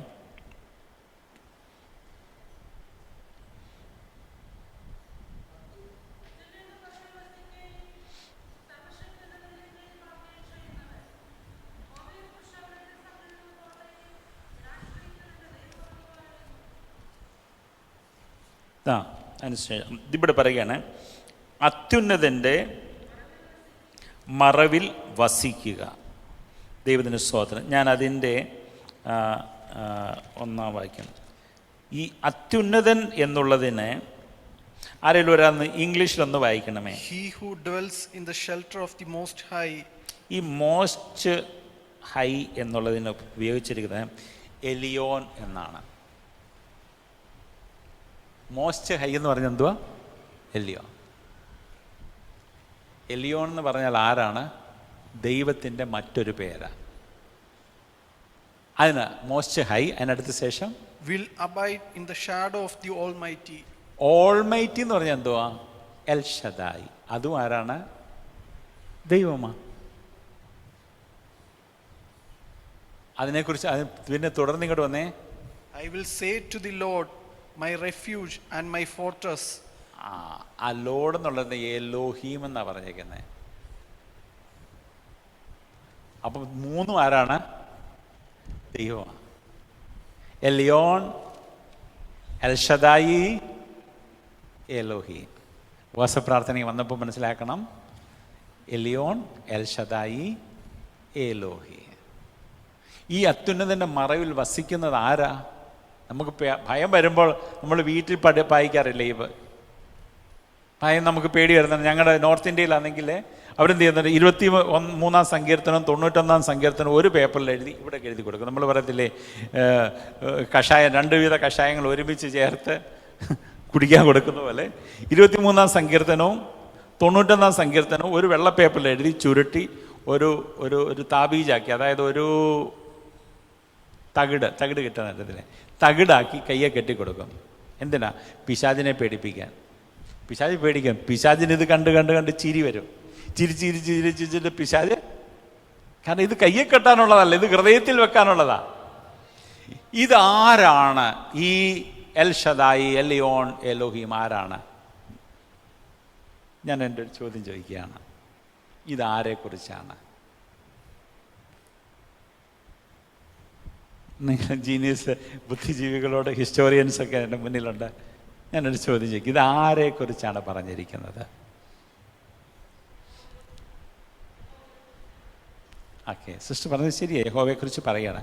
ഇനി നമ്മൾ ഈ ലൂക്കോസിൻ്റെ സുവിശേഷം 4-ാം അധ്യായത്തിലേക്ക് വന്നിട്ട്, അല്ലെ മത്തായി സുവിശേഷം 4 വന്നാൽ മതി. അനന്തരം പിശാചിനാൽ പരീക്ഷിക്കപ്പെടുവാൻ യേശുവിനെ ആത്മാവ് മരുഭൂമിയിലേക്ക് നടത്തി. അവൻ 40 പകലും 40 രാവും ഉപവസിച്ച ശേഷം അവന് വിശന്നു. അപ്പോൾ പരീക്ഷകൻ അടുത്തു വന്ന്, നീ ദൈവപുത്രനെങ്കിൽ ഈ കല്ല് അപ്പമായി തീരുവാൻ കൽപ്പിക്കുക എന്ന് പറഞ്ഞു. അപ്പോൾ ദൈവം പറഞ്ഞു കൊടുത്ത ഒരു കാര്യമാണ്, ഇവൻ എൻ്റെ പ്രിയപുത്രൻ. അപ്പോൾ ദൈവത്തിൻ്റെ വാഗ്ദത്തം ആർക്കെങ്കിലും കിട്ടിയിട്ടുണ്ടെങ്കിൽ ഒരു ചോദ്യം വരുന്നുണ്ട്, കുഞ്ഞെ ഇപ്പോൾ അത് പരീക്ഷിക്കാനുള്ള അവസരമാണ്, നീ പരീക്ഷിച്ച് ഇത് തെളിയിക്കണം. നീ ദൈവപുത്രനാണോ അല്ലയോ എന്ന് ഇത് തെളിയിച്ചല്ലേ പറ്റുന്ന പ്രശ്നം.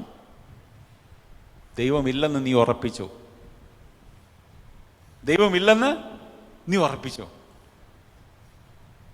എന്താണ്? കല്ലുകൾ അപ്പം, കർത്താവ് കൽപ്പിച്ച കല്ല് അപ്പമാകത്തില്ലേ? ആകും. അപ്പം നമ്മൾ എന്ത് ചെയ്യണം? കർത്താവിനെ മാതൃകാ പുരുഷനാക്കണം, അല്ലേ? നല്ല കാര്യം. കർത്താവിനെ മാതൃകാ പുരുഷനാക്കിയിട്ട് ചിലപ്പം കവി പറഞ്ഞ് ഏതെങ്കിലും ചിലപ്പോഴെങ്കിലും നമ്മൾ സാത്താൻ പറയുന്നതും കേൾക്കണം എന്നൊരു സന്ദേശം ദൈവം നമുക്ക് കൈമാറും. അത്യാവശ്യം വരുന്നുണ്ടെങ്കിൽ നമ്മുടെ കർത്താവ് പിശാചിൻ്റെ ഉപദേശം സ്വീകരിച്ചില്ലേ, നമുക്ക് സ്വീകരിക്കണം എന്നൊരു സന്ദേശം വരത്തില്ലേ? അപ്പോൾ കർത്താവ് അവിടെ പറയുകയാണ്, മനുഷ്യൻ അപ്പം കൊണ്ട് മാത്രമല്ല ദൈവത്തിന്റെ വായിൽ കൂടി വരുന്ന സകല വചനം കൊണ്ട് ജീവിക്കുന്നു എന്ന്. അപ്പോൾ ആരാണ് പറയുന്നത്? ദൈവത്തിൻ്റെ വചനമാണ് വരുന്നത്. ദൈവത്തിൻ്റെ വചനത്തെ പരീക്ഷിക്കാൻ വന്ന പിശാച് ദൈവവചനം കൊണ്ടാണ് നേരിടുന്നത്. ദൈവത്തിൻ്റെ വചനമായ ക്രിസ്തു, വചനം ജഡമായി തീർന്നു. ആദി എന്ന് പറഞ്ഞാൽ എന്തുവാ? ആദി എന്ന് പറഞ്ഞാൽ എന്താ മോളെ? ആദി എന്ന് പറഞ്ഞാൽ ബിഗിനിങ്. യേശു, ഞാൻ ആൽഫയും ഒമേഗയുമാണെന്ന് പറഞ്ഞാൽ യേശുവാണ് ആദി. അപ്പോൾ ബൈബിൾ തുടങ്ങുന്ന ആദിയിൽ എന്നാ തുടങ്ങിയെങ്കിൽ അത് യേശുവിൽ. ബൈബിൾ അവസാനിക്കുന്നത് ആമീൻ എന്നാണെങ്കിൽ യേശുവിലാണ് അവസാനിക്കുന്നത്. ഈ ആദിയായ ദൈവത്തോടെ ഹല്ലേലൂയ പറയുകയാണ്, ഈ കല്ലുകൾ അപ്പമാകുക, കൽപ്പിക്കുക, നീ ദൈവപുത്രനെങ്കിൽ. ഇതേ ചോദ്യം ശത്രു ആരോട് ചോദിച്ചിരുന്നു? ഇസ്രായേൽ മക്കളോട് ചോദിച്ചിരുന്നു. ഇനി ആരെങ്കിലും ഒരാൾ വായിക്കണമേ, യോഹന്നാന്റെ സുവിശേഷം 3-ാം അധ്യായം 16-ാം വാക്യം. എല്ലാവർക്കും അറിയാവുന്ന ഏകജാതനായ പുത്രനിൽ വിശ്വസിക്കുന്ന ഏവനും നശിച്ചു പോകാതെ നിത്യജീവൻ പ്രാപിക്കേണ്ടതിന് ദൈവം അവനെ നൽകുവാൻ തക്കവണ്ണം ലോകത്തെ സ്നേഹിച്ചു. ഇനി അതേ വാക്കൊന്ന്, മോളുടെ പേരെന്താ? നെഹ മോള്, അതൊന്ന് ഇംഗ്ലീഷ് ബൈബിളാണ്, ഒന്ന് വായിച്ചേ. സോ ദൈവമക്കളെ, ഒരു കാര്യം മനസ്സിലാക്കണം, നമ്മുടെ വിരോധി അവനൊരു പണിയുണ്ട് കേട്ടോ. ബൈബിൾ എന്ന് പറയുന്നത് അങ്ങോട്ട് വായിക്കുമ്പോൾ തിരിച്ചിങ്ങോട്ട് വായിക്കും. അതുകൊണ്ട് ശത്രു നമ്മളോട് പറയും, അതുകൊണ്ട് ഞങ്ങൾ സമുദായത്തിലാകുമ്പോൾ ഇങ്ങനെ വായിക്കാൻ, എന്ത്? തൻ്റെ ഏകജാതനായ പുത്രനിൽ വിശ്വസിക്കുന്ന ഏവനും നശിച്ചു പോകാതെ നിത്യജീവൻ പുള്ളി ഇതിലങ്ങ് ഒഴുകി അങ്ങ് പോത്തേ ഉള്ളൂ. കാരണം ഇത് ഗ്രഹിക്കാൻ പാടില്ല. ബൈബിൾ വായിക്കുമ്പോൾ തിരിച്ചു വായിക്കും. തിരിച്ച് നമ്മളെ വായിക്കും. ബൈബിൾ എപ്പോഴും വായിക്കുമ്പോൾ ഒരു കാര്യം മനസ്സിലായി, തിരിച്ച് നമ്മളെ വായിക്കുന്നില്ല എങ്കിൽ വായന നിർത്തിക്കണം. ബൈബിൾ വായിക്കാൻ ഞാൻ കഴിഞ്ഞ ദിവസം എൻ്റെ മകളുമായിട്ട് ഒരു കാര്യം പറഞ്ഞു. അവളോട് പറഞ്ഞു, നമ്മളെ ഈ അധ്യായം ഒന്ന് വായിച്ചെന്ന് പറഞ്ഞു. ഞാൻ ഒരു അധ്യായം എടുത്ത് കൊടുത്തിട്ട് പറഞ്ഞു, ഒറ്റയടിക്ക് വായിച്ചു. ഞാൻ പറഞ്ഞു, എനിക്ക് അതിശയം തോന്നുന്നു, നീ ഒരു ഹിസ്റ്റോറിയനായിട്ട് നീ ഇത്ര പെട്ടെന്ന് വായിച്ചല്ലോ. എനിക്ക് ഇതിൻ്റെ അകത്ത് 3 വാക്യങ്ങൾ ഞാൻ 3 ദിവസമായിട്ട് വായിച്ചുകൊണ്ടിരിക്കും, ഒരു ഡയറി എഴുതി തീർക്കുകയും ചെയ്തു. ഇതൊരു അത്ഭുതമായിരിക്കുന്നു. നീ 2 മിനിറ്റ് കൊണ്ട് 3 മിനിറ്റ് കൊണ്ട് ഒരു അധ്യായം മുഴുവൻ വായിച്ച് കേൾപ്പിച്ചു. പക്ഷെ ഞാൻ കഴിഞ്ഞ 3 ദിവസമായിട്ട് ശ്രമിക്കുക, ഒരു 3 വാക്യങ്ങളൊന്ന് പുറത്തോട്ട് അതിൻ്റെ അപ്പുറത്തോട്ടൊന്ന് വായിക്കാൻ നടക്കുന്നില്ല. ദൈവമക്കളെങ്കിൽ ഇതൊരു അത്ഭുതമാണ്. ഞാൻ പെന്തക്കോസ്തി കണ്ടിട്ടുണ്ട് 2 അത്ഭുതങ്ങളുണ്ട്. 2 അത്ഭുതം, അത് ഞാൻ ലാസ്റ്റ് പറഞ്ഞു നിർത്ത്. 2 മഹാത്ഭുതങ്ങൾ. അത് ഇനി എത്ര 7 വണ്ടേഴ്സാണ് ലോകത്തുള്ളൂ. ഇനി 8ാമത്തെ അത്ഭുതമുണ്ട്. 8 അത്ഭുതം ഉണ്ടെന്നാണ് ഞാൻ എൻ്റെ മനസ്സിലുള്ളത്. അത് ഞാൻ ലാസ്റ്റ് പറയും, ഇപ്പോഴത് നിങ്ങളുടെ മൂഡ് ഔട്ട് ആക്കുന്നില്ല. 8 മഹാത്ഭുതം ഉണ്ടെന്നാണ് ഞാൻ പറയുന്നത്. സ്തോത്രം. ഇവിടേക്ക് പറയുകയാണ്, ഇവിടെ എന്താണ് നമ്മൾ വായിച്ച വാക്യം എന്താണ് പറയുന്നത്? തന്റെ ഏകജാതനായ അല്ല, എന്ന് പറഞ്ഞ അതുകൊണ്ട് തൻ്റെ ഏകജാതനായ പുത്രനിൽ വിശ്വസിക്കുന്നതാണ്. ഹിന്ദിയിൽ എഴുതിയേക്കുന്നത് क्योंकि परमेश्वर ने जगत से ऐसा प्रेम किया अपना एकलौता पुत्र दे दी ताकि जो कोई उस पर विश्वास करे नाश ना हो परंतु अनंत जीवन पाए. പക്ഷെ ഇവിടെ അങ്ങ് പോയി. ക്യോങ്കി എവിടെ പോയി? അത് ബൈബിൾ സൊസൈറ്റിക്കാർ ഭക്ഷിച്ചു. ഞാൻ ബൈബിൾ സൊസൈറ്റിയുടെ ഒരു മീറ്റിംഗ് എന്ന് പറഞ്ഞു, അത് ആൾക്കാർക്ക് മനസ്സിലാകാം. ഞാൻ പറയാം, അതിന് നിങ്ങൾ പാടുപെടണ്ട, അതിന് ഞങ്ങളെപ്പോലുള്ള മണ്ടന്മാരെ ദൈവം. നിങ്ങൾ വലിയ ബുദ്ധിജീവികളാണെങ്കിൽ അത് നിങ്ങൾക്ക് ഞങ്ങളുടെ കർത്താവ് പറഞ്ഞത് ഞങ്ങൾക്ക് ആദ്യം എഴുതിത്താ. നിങ്ങൾ ചോദിക്കണം മക്കൾ, ഇത് ചോദിക്കേണ്ടത് നിങ്ങളാ. ഇത് ചോദിക്കാതെ വെറുതെ വായും പൂട്ടി ഇങ്ങനെ കെട്ടി നമ്മുടെ 2 കൈയും കാലും കെട്ടിക്കൊണ്ട് കുഴി കൊണ്ട് വെക്കുന്നതിന് നല്ല. അതിന് മുമ്പ് ചോദിക്കേണ്ടത് നമ്മൾ ചോദിക്കണം. നിങ്ങൾ ചോദിച്ചില്ല പിന്നെ ഞങ്ങളുടെ സമയം ആരും ചോദിക്കാനില്ല. അത് തെളിയിച്ചു കൊടുക്കാൻ പരിശുദ്ധ. അതുകൊണ്ട് എന്തുകൊണ്ട് അതിൻ്റെ കുറേ മേളിലോട്ട് വന്നേ. ഇത് ആരോടുള്ള സംഭാഷണമാ? നിക്കോദിമോസിനോടുള്ള സംഭാഷണമാണ്. നിക്കോദിമോസിന് അമ്മയിലോട്ട് വന്നിട്ട് യോഹന്നാന്റെ സുവിശേഷത്തിൽ നിക്കോദിമോസ് അവനോട് ആദ്യം തൊട്ട് വായിക്കട്ടെ. അല്ല, കുറച്ച് മുന്നോട്ട് വന്ന് നിക്കോദിമോസിന്റെ സംഭവം നമുക്കറിയാമല്ലോ. അതിന് യേശു, ആമേൻ ആമേൻ ഞാൻ നിന്നോട് പറയുന്നു, വെള്ളത്താലും ആത്മാവിനാലും ജനിച്ചില്ല എങ്കിൽ ദൈവരാജ്യത്തിൽ കടക്കുവാൻ ആർക്കും കഴിയുകയില്ല. ആമേൻ ആമേൻ ഞാൻ നിങ്ങളോട് പറയുന്നു, വെള്ളത്താലും ആത്മാവിനാലും ജനിച്ചില്ല എങ്കിൽ ദൈവരാജ്യത്തിൽ കടക്കുവാൻ ആർക്കും കഴിയുകയില്ല. അതിന് മുൻപേ പറഞ്ഞ വീണ്ടും ജനിച്ചില്ല എങ്കിൽ നീ കാണുക പോലുമില്ലെന്നാ മുമ്പേ പറഞ്ഞത്. അതിന് മുൻപേ പറഞ്ഞത് കാണാനൊരു യോഗ്യതയുണ്ട്, നീ വീണ്ടും ജനിക്കണം.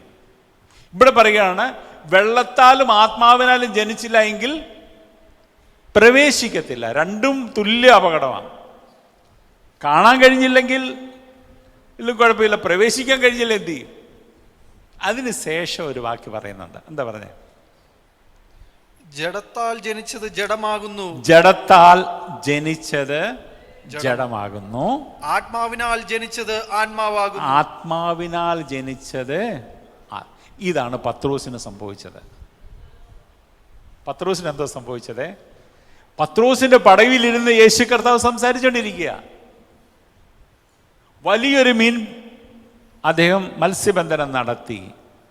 പെട്ടെന്നൊരു ജീവൻ അവൻ്റെ ഉള്ളിൽ വീണു. അത് ജഡത്താൽ ജനിച്ചതായിരുന്നില്ല, ആത്മാവിനാൽ ജനിച്ചതായിരുന്നു. ആ ജീവൻ അവനോട് പറയാണ്, ഞാൻ പാപി ആയതുകൊണ്ട് ഈ വിശുദ്ധനായവൻ എന്നിൽ നിന്ന് ഞാൻ അവൻ്റെ സമ്പർക്കത്തിൽ ഇരിക്കാൻ യോഗ്യനല്ല. ഇതുവരെ എന്തായിരുന്നു? ജഡത്താൽ ജനിച്ചവനായിരുന്നത്. ജഡത്താൽ ജനിച്ചത് ജഡമാകും, ആത്മാവിനാൽ ജനിച്ചത് ആത്മാവാകുന്നു. അതിനുശേഷം നോക്കിയേ, വായിച്ചേ. നിങ്ങൾ പുതുതായി ജനിക്കണം എന്ന് ഞാൻ നിന്നോട് പറയുകയാൽ ആശ്ചര്യപ്പെടരുത്. നിങ്ങൾ പുതുതായി ജനിക്കണമെന്ന് ഞാൻ നിങ്ങളോട് പറയുകയാൽ ആശ്ചര്യപ്പെടരുത്. കാറ്റ് ഇഷ്ടമുള്ളിടത്ത് ഊതുന്നു. കാറ്റ് ഇഷ്ടമുള്ളിടത്ത് ഊതുന്നു. മോന്റെ പേരെന്തുവാ? ഫെബിനെ ഫ്ലമിൻ. ഓക്കെ. മോൻ്റെ വീട്ടിലെ സകല വ്യക്തികളെയും വിട്ടിട്ട് മോൻ്റെ ഉള്ളിലേക്ക് ഈ കാറ്റ് വന്നതെങ്കിൽ അതിന് ഇഷ്ടമുണ്ടായിട്ട് വന്നതാ. പരിശുദ്ധാത്മാവിൻ്റെ ഇഷ്ടമുണ്ടായിട്ട് വന്നതാ. ഇത് ഭൂമിയിൽ നടക്കുന്നൊരു സംഭവമാണ്. കാറ്റ് അതിന് ഇഷ്ടമുള്ളിടത്തേക്ക് ഊതുന്നു. പരിശുദ്ധാത്മാവ്. അപ്പം നമ്മൾ ഒരു പ്രയാസത്തോടെ പറഞ്ഞു, ഈ പട്ടണത്തിൽ ഇത്രയും ജനങ്ങളുണ്ടല്ലോ കർത്താവ്, ഈ ഉപവാസ പ്രാർത്ഥനയ്ക്ക് ഇത്രയും കുഴപ്പമില്ല. കാറ്റ് അതിൻ്റെ പരിശുദ്ധാത്മാവ് ഇഷ്ടമുള്ളിടത്തേക്ക് ഊതുന്നു. ഇത് ഭൂമിയിൽ നടക്കുന്ന ഒരു കാര്യമാണ്. ഇഷ്ടമുള്ളിടത്തേക്ക് ഊതുന്നു. അതിന്റെ ശബ്ദം നീ കേൾക്കുന്നു എങ്കിലും, അതിന്റെ ശബ്ദം നീ കേൾക്കുന്നു എങ്കിലും അത് എവിടെ നിന്ന് വരുന്നു എന്നും എവിടേക്ക് പോകുന്നു എന്നും അറിയുന്നില്ല. എവിടെ നിന്ന് വരുന്നു എന്നും എവിടേക്ക് പോകുന്നു എന്നും നീ അറിയുന്നില്ല. കാരണം എന്താ? നീ വലിയ ജ്ഞാനിയാണ്, സന്നിഹദ്രീൻ സംഘത്തിന്റെ ലീഡറാണ്. അദ്ദേഹം വന്നുണ്ടേ തന്നെ കർത്താവിനോട് പറയാണ്, നിന്നോടൊപ്പം ദൈവമില്ല എങ്കിൽ ഈ അത്ഭുതങ്ങളൊന്നും നടക്കുന്നില്ല എന്ന് ഞങ്ങൾ അറിയുന്നു. ഉറങ്ങാൻ പാടില്ല. സോന മനാഹെ, സോന മനാഹെ. എല്ലാവരും പറഞ്ഞാട്ടെ, സോന മനാഹെ എന്ന് പറഞ്ഞാൽ എന്തുവാ? ഉറങ്ങാൻ പാടില്ല. സോന എന്ന് പറഞ്ഞാൽ സ്വർണം ഉപയോഗിക്കാനും പാടില്ലത്. സോന എന്ന് പറഞ്ഞാൽ സ്വർണമെന്നും ഉണ്ട്, ഉറങ്ങാനും പാടില്ല. സോന മനാഹെ. കേൾക്കണമേ, കാറ്റ് അതിനിഷ്ടമുള്ളിടത്തേക്ക് ഊതുന്നുവെന്ന് പറയുമ്പോൾ ഈ കാറ്റ് പത്രോസിൻ്റെ ഉള്ളിലേക്ക് ഊതിയത് കൊണ്ടാണ് ഈ പത്രോസ് പറയുകയാണ്, ഇനിയും നിന്നെ ഉപയോഗിച്ച് ഞാൻ വള്ളവും വലയും വാങ്ങിച്ചു ബോട്ടൊക്കെ ഉണ്ടാക്കി മറ്റുള്ളവർ നിന്നെ നിന്ദിക്കുന്നവർ നിന്നെ മാനിക്കും, ഉയർത്തും, സ്ഥിതി മാറ്റും. അതൊന്നും പുള്ളിക്ക് കേൾക്കണ്ട. അപ്പോൾ ഇത് കേട്ട് ചാടുന്നവനൊന്നും വീണ്ടും ജനിച്ചവനല്ല. Praise the Lord. മൊത്ത കച്ചവടക്കാരുണ്ടല്ലോ, നിന്റെ അവസ്ഥ മാറ്റും, ഗതി മാറ്റും. എന്നിട്ട് അവൻ ഈ മെഷീൻ വെച്ച് നോട്ട് എണ്ണുക. ലാസ്റ്റിൽ ഒരു പരിപാടി ഉണ്ട്, എല്ലാവരും പേഴ്സ് തുറന്നേ, ഏറ്റവും നല്ലത് ഇങ്ങോട്ട് എടുത്തേ, നിന്നെ മാനിക്കാൻ പോവുകയാണ്, അത് ഇങ്ങോട്ട് ഇട്ടേരെ. അവൻ കോടികളെ കൊണ്ട് അവൻ പോയി.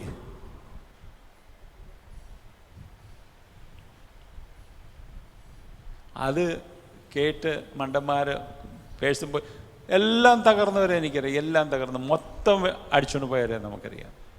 വെറുതെ പറയുകയല്ല, മുഴുവൻ സകല സമ്പത്ത് അടിച്ചുകൊണ്ട് പോകും. മെഷീൻ വെച്ചവരെണ്ണം 140 കോടിയുടെ ഞങ്ങൾ വാങ്ങിച്ചു, 500 കോടിയുടെ ഞങ്ങൾ വാങ്ങിച്ചു. അവർ വാങ്ങിക്കും. ഞങ്ങളുടെ ഒരു ഡോക്ടർ പറയും, ഒരു ബുദ്ധിശാലിയും കുറേ ബേക്കൂഫുകളും ഉണ്ടെങ്കിൽ, ഒരു ബദ്മാസ് ഏക് ബദ്മാസ് ഓർ കുച്ച് ബേക്കൂഫ് ഏത്തോ,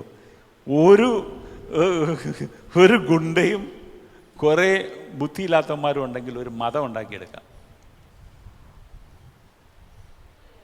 ഹല്ലേലൂയ. ഇവിടെ പറയാണ്, ഈ പത്രോസിന് സംഭവിച്ച് വീണ്ടും ജനിച്ചു കഴിഞ്ഞപ്പോൾ പറയാണ്, കർത്താവേ എനിക്ക് ആ പഴയ ദരിദ്രനായിട്ട് ജീവിച്ചാൽ മതി. കാരണം നിന്നെ പോലൊരു വിശുദ്ധനോട് ചേർന്ന് നിൽക്കുവാൻ എൻ്റെ അകത്ത് വീണ ആ ജീവൻ സമ്മതിക്കുന്നില്ല. ഇവിടെ പറയുന്നത്, ഇവിടെ നോക്കിയേ, ഇവിടെ കർത്താവ് പറയുകയാണ്, വീണ്ടും ജനിക്കണമെന്നൊരു കാറ്റ് അതിന് ഇഷ്ടമുള്ളിടത്തേക്ക് ഊതും. അത് മുക്കുവൻ്റെ വീട്ടിലേക്കായിരിക്കും ഊതുന്നത്, അതിനെയും ചുങ്കക്കാരൻ്റെ വീട്ടിലായിരിക്കും ഊതുന്നത്, അതിനെയും ഏത് വീട്ടിലാണ് ഊതുന്നത് പറയത്തില്ല, അതിന് ഇഷ്ടമുള്ളിടത്ത് എന്ന് ഊതും. അത് പ്രവേശിക്കും. അത് പക്ഷേ മനുഷ്യനായ ലോകത്തിൻ്റെ ബുദ്ധിശാലിയായ നിനക്കതറിയത്തില്ല. ഇത് ഭൂമിയിൽ ഇന്നും സംഭവിച്ചുകൊണ്ടിരിക്കുന്നതാണ്. ഇത് ഭൂമിയിൽ നിന്ന് സംഭവിക്കുന്നതിനാൽ ദൈവത്തിനൊന്ന് സ്തോത്രം ചെയ്താട്ടെ. ആ സംഭവമാണ് എന്നെ നിങ്ങളെ ഈ ആലയത്തിലേക്ക് കൊണ്ടുവന്നത്. നമ്മൾ ചുരുക്കമേ ഉള്ളെങ്കിലും സ്തോത്രം ചെയ്യും. കാരണം ആ ഒരു സെലക്ഷനാണ്, ആ ഒരു ദൈവത്തിൻ്റെ വലിയ സ്നേഹമാണ്, ആ ഒരു കാറ്റാണ്, ആ പരിശുദ്ധാത്മാവാണ് ഇന്ന് നമ്മളെ ഉപവാസത്തോടെ ഇവിടെ കൊണ്ടുവന്നത്. ദൈവത്തിന് സ്തോത്രം ചെയ്യും. ഹല്ലേലൂയ. ഓ ഹല്ലേലൂയ. എല്ലാവരും ദൈവത്തിന് സ്തോത്രം ചെയ്യും. കാറ്റ് ദൈവമക്കളെ, ദൈവസന്നിധിയിൽ ഒന്ന് സമർപ്പിച്ച് ദൈവത്തോട് പറ, കർത്താവേ ആ കാറ്റ് എൻ്റെ വീട്ടിലും വന്ന് എന്നിലേക്കും വന്നതിന് ഞാൻ അങ്ങേക്ക് നന്ദി പറയുന്നു. ഈ ലോകത്തിൻ്റെ സമ്പത്തിനേക്കാൾ, ലോകത്തിൻ്റെ സുഖങ്ങളേക്കാൾ, ലോകത്തിൻ്റെ പദവിയേക്കാൾ എനിക്ക് അങ്ങേ ലഭിച്ചതിന് ഞാൻ അങ്ങേക്ക് നന്ദി പറയുന്ന കർത്താവേ. എനിക്ക് അങ്ങേ ലഭിച്ചല്ലോ കർത്താവേ. ഈ കാറ്റ് എന്നെ കടന്നു പോയില്ലല്ലോ, ഈ കാറ്റ് എൻ്റെ വീട് കടന്നു പോയില്ലല്ലോ, ഈ കാറ്റ് എൻ്റെ ഉള്ളിലേക്ക് വന്നാൽ. എല്ലാ ദൈവമക്കളും പറ, ഓ ഷബാബാനസി റിബനദര ശമനദരസി ഹല്ലേലൂയ.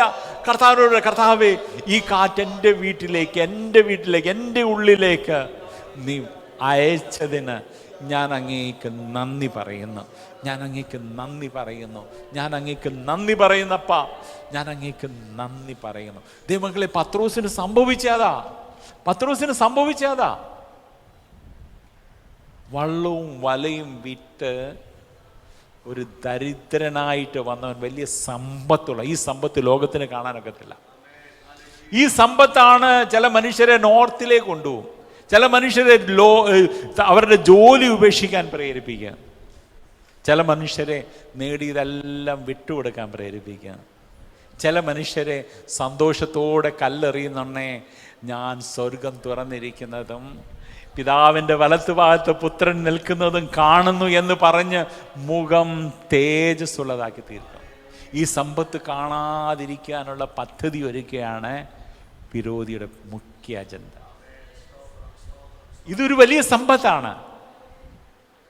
100 കസേര ഉണ്ടെന്ന് സംതൃപ്തിപ്പെട്ട് ഒരു കസേരയിൽ ഇരുത്തി, 100 കസേര ഉള്ളവനും ഒരു കസേരയിൽ ഇരിക്കാൻ പറ്റത്തില്ല. 100 കാറുള്ളവനും ഒരു കാറിലെ യാത്ര, ബാക്കിയെല്ലാം അവൻ്റെ ബുദ്ധിയിലുള്ള സാധനങ്ങളാണ്.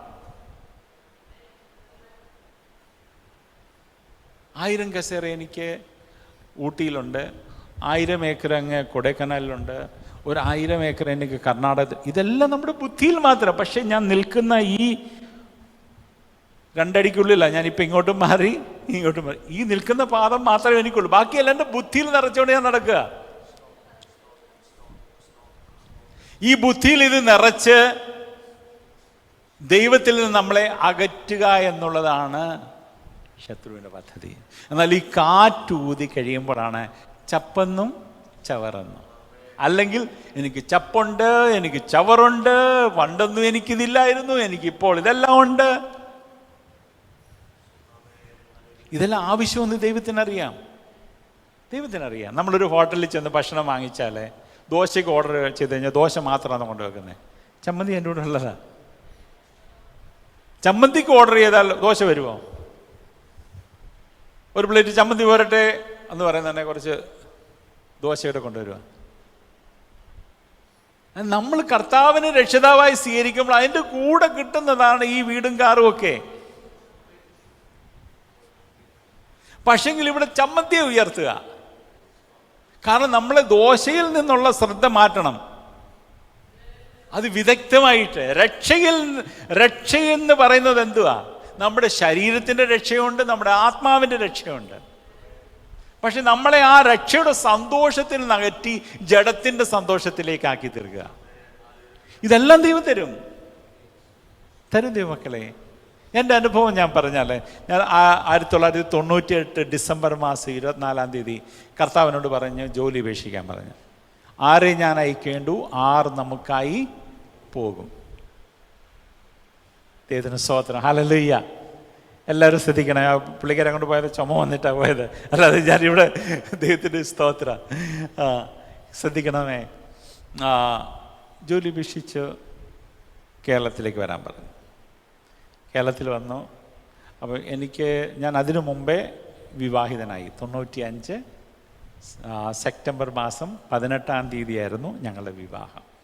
വിവാഹത്തിന് മുൻപ് എൻ്റെ അമ്മ പറഞ്ഞു, എനിക്കന്ന് 25 വയസ്സ് കഴിഞ്ഞ് 26-ാമത്തെ വയസ്സിലേക്ക് പ്രവേശിച്ചു. അമ്മ പറഞ്ഞു, മോനെ നിൻ്റെ വിവാഹം കഴിക്കാനുള്ള സമയം ഇതാണ്. എൻ്റെ അമ്മ വലിയ വിദ്യാഭ്യാസമുള്ള ആളല്ല, 3-4 ക്ലാസ് വരെ പഠിച്ചിട്ടുള്ളൂ. അമ്മ എന്നെ വിളിച്ചിട്ട് പറഞ്ഞു, മോനെ ഈ പ്രായത്തിൽ വിവാഹം കഴിച്ചാൽ ഒത്തിരി പ്രയോജനമുണ്ട്. ഓക്കെ, എൻ്റെ അറിവിലൊരു പെൺകുട്ടിയുണ്ട്, നീ അവളെ പോയി കാണണം. ഞങ്ങൾ ഒരു പഞ്ചായത്തുകാരാണ്. അപ്പം ഞാൻ അന്ന് കത്തോലിക്കരാണ്, എല്ലാ ദിവസവും പള്ളിയിൽ പോകുന്ന കത്തോലിക്കൻ. എല്ലാ ദിവസവും, ഇത് ആഴ്ചയിൽ ഒരു ദിവസം 2 പേര് വരുന്നത്, അത് 10 മണിക്ക് തുടക്കുന്നത് 11 മണിക്ക് വരുന്ന ആളല്ല. എല്ലാ ദിവസവും 6:40 എന്നൊരു ടൈം ഉണ്ടെങ്കിൽ ഞാൻ പള്ളിയിൽ കാണും. ആരാധന തുടങ്ങുന്ന സമയം, എല്ലാ ദിവസവും, ഞായറാഴ്ച മാത്രമല്ല കേട്ടോ. ഹല്ലേലൂയ. അപ്പം ഞാൻ മുട്ടുമേ നിന്ന് പ്രാർത്ഥിച്ചു, ദൈവമേ എനിക്ക് സമാധാനത്തോടെ അന്ത്യം വരെ ജീവിക്കാൻ ഒരു കൂട്ടാളി എനിക്ക് നൽകി തരണം. ഞാൻ ഈ സമാധാനത്തോടെ ജീവിക്കാൻ ഒരു കൂട്ടാളി എൻ്റെ മകന് വേണമെന്ന് പറഞ്ഞ് 2 മാസമായിട്ട് ഞാൻ മാട്രിമോണിയിലിട്ടിട്ട് ഈ സമൂഹത്തിൽ അവർക്ക് PR ഉണ്ടോയെന്ന് അറിയണം. ഞാൻ കണ്ട രണ്ടാമത്തെ അത്ഭുതം. ഒന്നാമത്തെ അത്ഭുതം ഇതിലും വലുതാണ്, ഞാൻ പറയാം. രണ്ടാമത്തെ അത്ഭുതമാണ്. പ്രത്യേകിച്ച് നിങ്ങൾ ആരോടും പറയരുത്, പുറത്ത് പറയരുത്, പാസ്റ്റർമാർ. എൻ്റെ ഒരു സ്നേഹിതൻ ഇപ്പോഴും 39 വയസ്സ് 40 വയസ്സായിട്ട് വിവാഹം കഴിച്ചിട്ടില്ല. പാസ്റ്ററാണ്, ഉത്തർപ്രദേശിൽ ആഗ്രയിലാണ് വർക്ക് ചെയ്യുന്നത്. കാരണം അദ്ദേഹത്തിൻ്റെ ഒരു അനുഭവം പറഞ്ഞു, ഒരു പാസ്റ്ററുടെ ഭാര്യയെ ഇങ്ങനെ മാട്രിമോണി കണ്ടു വിളിച്ച, ഹലോ അപ്പുറത്തെ പാസ്റ്റർ, അതിന് എന്ത് ചെയ്യുന്നു, ഞാൻ സുവിശേഷകനാണ്. അതിനാണെന്നോടെ ഞങ്ങൾ പിള്ളേരൊക്കെ വളർത്തുന്നത്. ഞങ്ങൾ കഷ്ടപ്പെട്ട് പഠിപ്പിച്ച് ഡോക്ടർ എഞ്ചിനീയർ നിൻ്റെ കൂടെ അയക്കാനാണ്. ഇതൊക്കെ ഞങ്ങളുടെ ഒരു പണ്ട് കാനവച്ചൻ പറഞ്ഞൊരു ഉദാഹരണം. ഒരു മനുഷ്യന്, ഒരു വൃദ്ധനായ ഒരു ഭിക്ഷാടകൻ ഇങ്ങനെ പോവുക, ഇങ്ങനെ കരഞ്ഞുകൊണ്ട് പോവുക, യോ എന്ന് പറഞ്ഞ് കരഞ്ഞുകൊണ്ട് പോവുക. അപ്പോൾ ഇതിൻ്റെ പുറകെ ഒരു മനുഷ്യൻ ഇങ്ങനെ വന്നിട്ട് ചോദിച്ചു, ഇയാളെ നോക്കിയിട്ട് അങ്ങ് പൊട്ടിച്ചിരിച്ച് ചോദിച്ചു. എന്നിട്ട് ഈ ഭിക്ഷാടകൻ പറഞ്ഞ്, ഇയാൾക്ക് ഇങ്ങനെ പൊട്ടിച്ചിരിക്കുക, ഇതെൻ്റെ വയറ്റിപ്പഴപ്പാണ്, ഇതെൻ്റെ വയറ്റിപ്പഴപ്പ്. ഇതുപോലെ എത്ര കരച്ചിൽ എൻ്റെ കയ്യിൽ ഇരിപ്പുണ്ട്. പണക്കാരനെ കാണുന്നുണ്ടെ ഈ നമ്മളുടെ ചാലയിലുണ്ട് ഒരു മനുഷ്യൻ, ചാല ഈ മാർക്കറ്റിലൊരു മനുഷ്യനുണ്ട്. നമ്മളിങ്ങനെ മാർക്കറ്റിൽ ചെല്ലുന്നുണ്ടെ, ഞാൻ കണ്ട ഒരു കാര്യമാണ്, അതിലിങ്ങനെ ശബ്ദം എടുക്കത്തില്ല, ഇങ്ങനെ സംസാരിക്കുക. ഞാൻ നോക്കിയിട്ട് ആൾക്കാരൊക്കെ അടുത്ത് നിന്നിട്ട് കൈ നീട്ടി ഇങ്ങനെ. കുറച്ച് കഴിഞ്ഞ് ചിലരൊക്കെ പൈസ കൊടുത്തു. ഞാൻ ഇദ്ദേഹത്തെ ഇങ്ങനെ ശ്രദ്ധിച്ചു. ഞാൻ ആ കാനവച്ചൻ പറഞ്ഞ കഥയിലെ കഥാപാത്രമാണോ ഇതെന്നറിയാതെ ശ്രദ്ധിച്ചു നോക്കിയത്. കുറെ കഴിഞ്ഞെന്നെ പുള്ളിയുടെ സ്നേഹിതൻ അതുവഴി ബൈക്കേ വന്നു. നേരെ ഇളവ് നില്ല, ഞാനും വരുന്നത് ഇന്നത്തെ ജോലി കഴിച്ചത് പറഞ്ഞു പുള്ളി പോകുന്നു. പുള്ളി പുറകെ പോയി കഴിഞ്ഞിട്ട് പുള്ളി നില്ലെന്ന് പറഞ്ഞ് പുള്ളി ഇറങ്ങി. വീണ്ടും ഒരു യൗവനക്കാരൻ, ഇത് കണ്ട കാര്യം, എൻ്റെ വൈഫ് വരെ ദൃക്സാക്ഷിയാണ്. പുള്ളി വന്നിട്ട് അവരുടെ അടുത്ത് വന്നിട്ട് ഇങ്ങനെ സംസാരിക്കുന്നത്. ഞാൻ അവരോട് പറഞ്ഞു, ഇവൻ മഹാ തട്ടിപ്പാന്ന് പറഞ്ഞു. കുറെ പറഞ്ഞു, നിനക്കതിന് പറ്റിയ കുഴപ്പമൊന്നും തോന്നുന്നു, നീ എനിക്ക് 5 പൈസ തന്നില്ലല്ലോ എന്നോട്. ഇത് നടന്ന് ഞാൻ കണ്ടൊരു സംഭവമാണ്. എന്നതുപോലെ ദൈവമക്കളെ, ഞങ്ങളുടെ കയ്യിൽ പല നമ്പറുണ്ട്. നിങ്ങൾ വിവേചിച്ചോണം. ഈ വീഡിയോയിലൂടെ കേൾക്കുന്നവർ വിവേചിച്ചോണം. എൻ്റെ കയ്യിൽ ഇതുപോലെ പല കരച്ചിലിരിപ്പുണ്ട്. ആ കരച്ചിൽ ദുബായി ചെന്ന് കരയണമെന്നറിയാം, സൗദി ചെന്ന് ഏത് കരയണമെന്ന് എനിക്കറിയാം, അമേരിക്കയിൽ ചെന്ന് ഇനി ഏത് കരച്ചിലെടുക്കണമെന്നറിയാം, ഇനിയും കേരളത്തിൽ വന്ന് ഏത് കരയണമെന്ന് നമുക്കറിയാം. ഇത് വിവേചിച്ചില്ലെങ്കിൽ കർത്താവ് പറഞ്ഞൊരു കാര്യം, നിന്റെ കഴുത്തേൽ ഒരു തിരയിൽ കെട്ടുന്നതാണ് നല്ലത്. ഹല്ലേലൂയ, ധന്യവാദം. ദൈവത്തിന് നന്ദി പറഞ്ഞാട്ടെ. ദൈവമക്കളെ, നമുക്ക് ഇവിടേക്ക് വരാം. ആത്മാവ് അതിന് ഇഷ്ടമുള്ളിടത്തേക്ക് ഊതുന്നു. അതെവിടെ നിന്ന് വരുന്നു എന്നും എവിടേക്ക് പോകുന്നു എന്നും നീ അറിയുന്നില്ല. അതുപോലെയാകുന്നു ആത്മാവിനാൽ ജനിച്ചവൻ ഒക്കെ. ആത്മാവിനാൽ ജനിച്ചവൻ ഒരിക്കലും നിൽക്കരുത് മനുഷ്യനെ കൊണ്ട് എല്ലാവരും എന്നെ കുറിച്ച് നല്ലത് പറയണമെന്ന്. ഈ ലോകം നിനക്ക് സർട്ടിഫിക്കറ്റ് തരത്തില്ല. വീട്ടുടയവനെ ബസ്സബൂൽ എന്ന് വിളിച്ചുവെങ്കിൽ വീട്ടുകാരനായി നിന്നെ എത്രയധികം വിളിക്കും.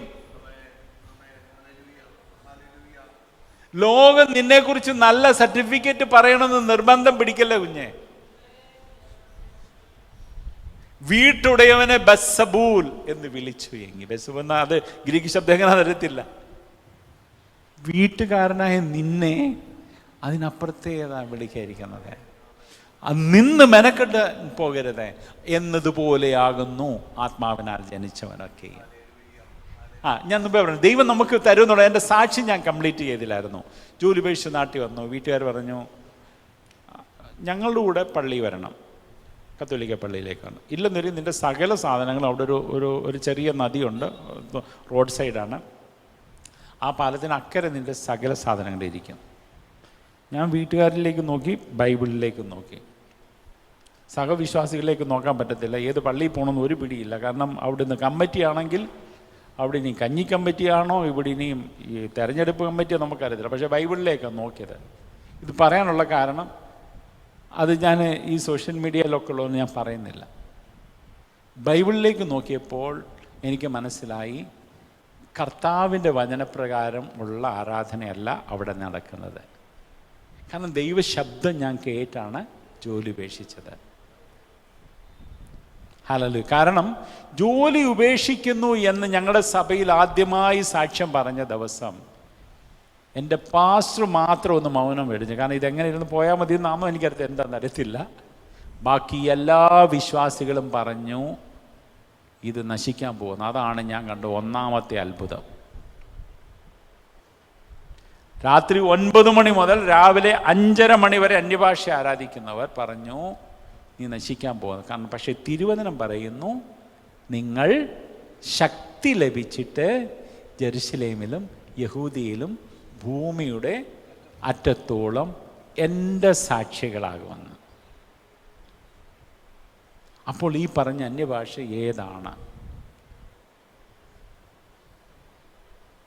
തിരുവചനം പറയുന്നത് നിങ്ങൾ ശക്തി ലഭിച്ചിട്ട് അന്യഭാഷ പറയുന്നല്ല, പറയും. അത് ഒറ്റയ്ക്കിരിക്കുമ്പോൾ പറയാൻ ഏറ്റവും സുഖം. ഞാൻ ഒറ്റയ്ക്കിരുന്ന് പ്രാർത്ഥിക്കുമ്പോഴാണ് കർത്താവിൻ്റെ കൃപയാൽ എനിക്ക് അഭിഷേകം ലഭിക്കുന്നത്. ദൈവത്തിന് അതിനായി നന്ദി പറയുന്നു. കാരണം എനിക്ക് വിശ്വാസമില്ലായിരുന്നു. കാരണം ഈ അന്യഭാഷ പറയുന്നവർ തന്നെ എന്നോട് പറഞ്ഞു, നീ ജോലി ഉപേക്ഷിക്കാൻ പോയി കഴിഞ്ഞാൽ ഇന്നേക്ക് ഇത് 10-30 വർഷങ്ങൾക്ക് മുമ്പ് നീ നശിക്കാൻ പോവാന്ന്.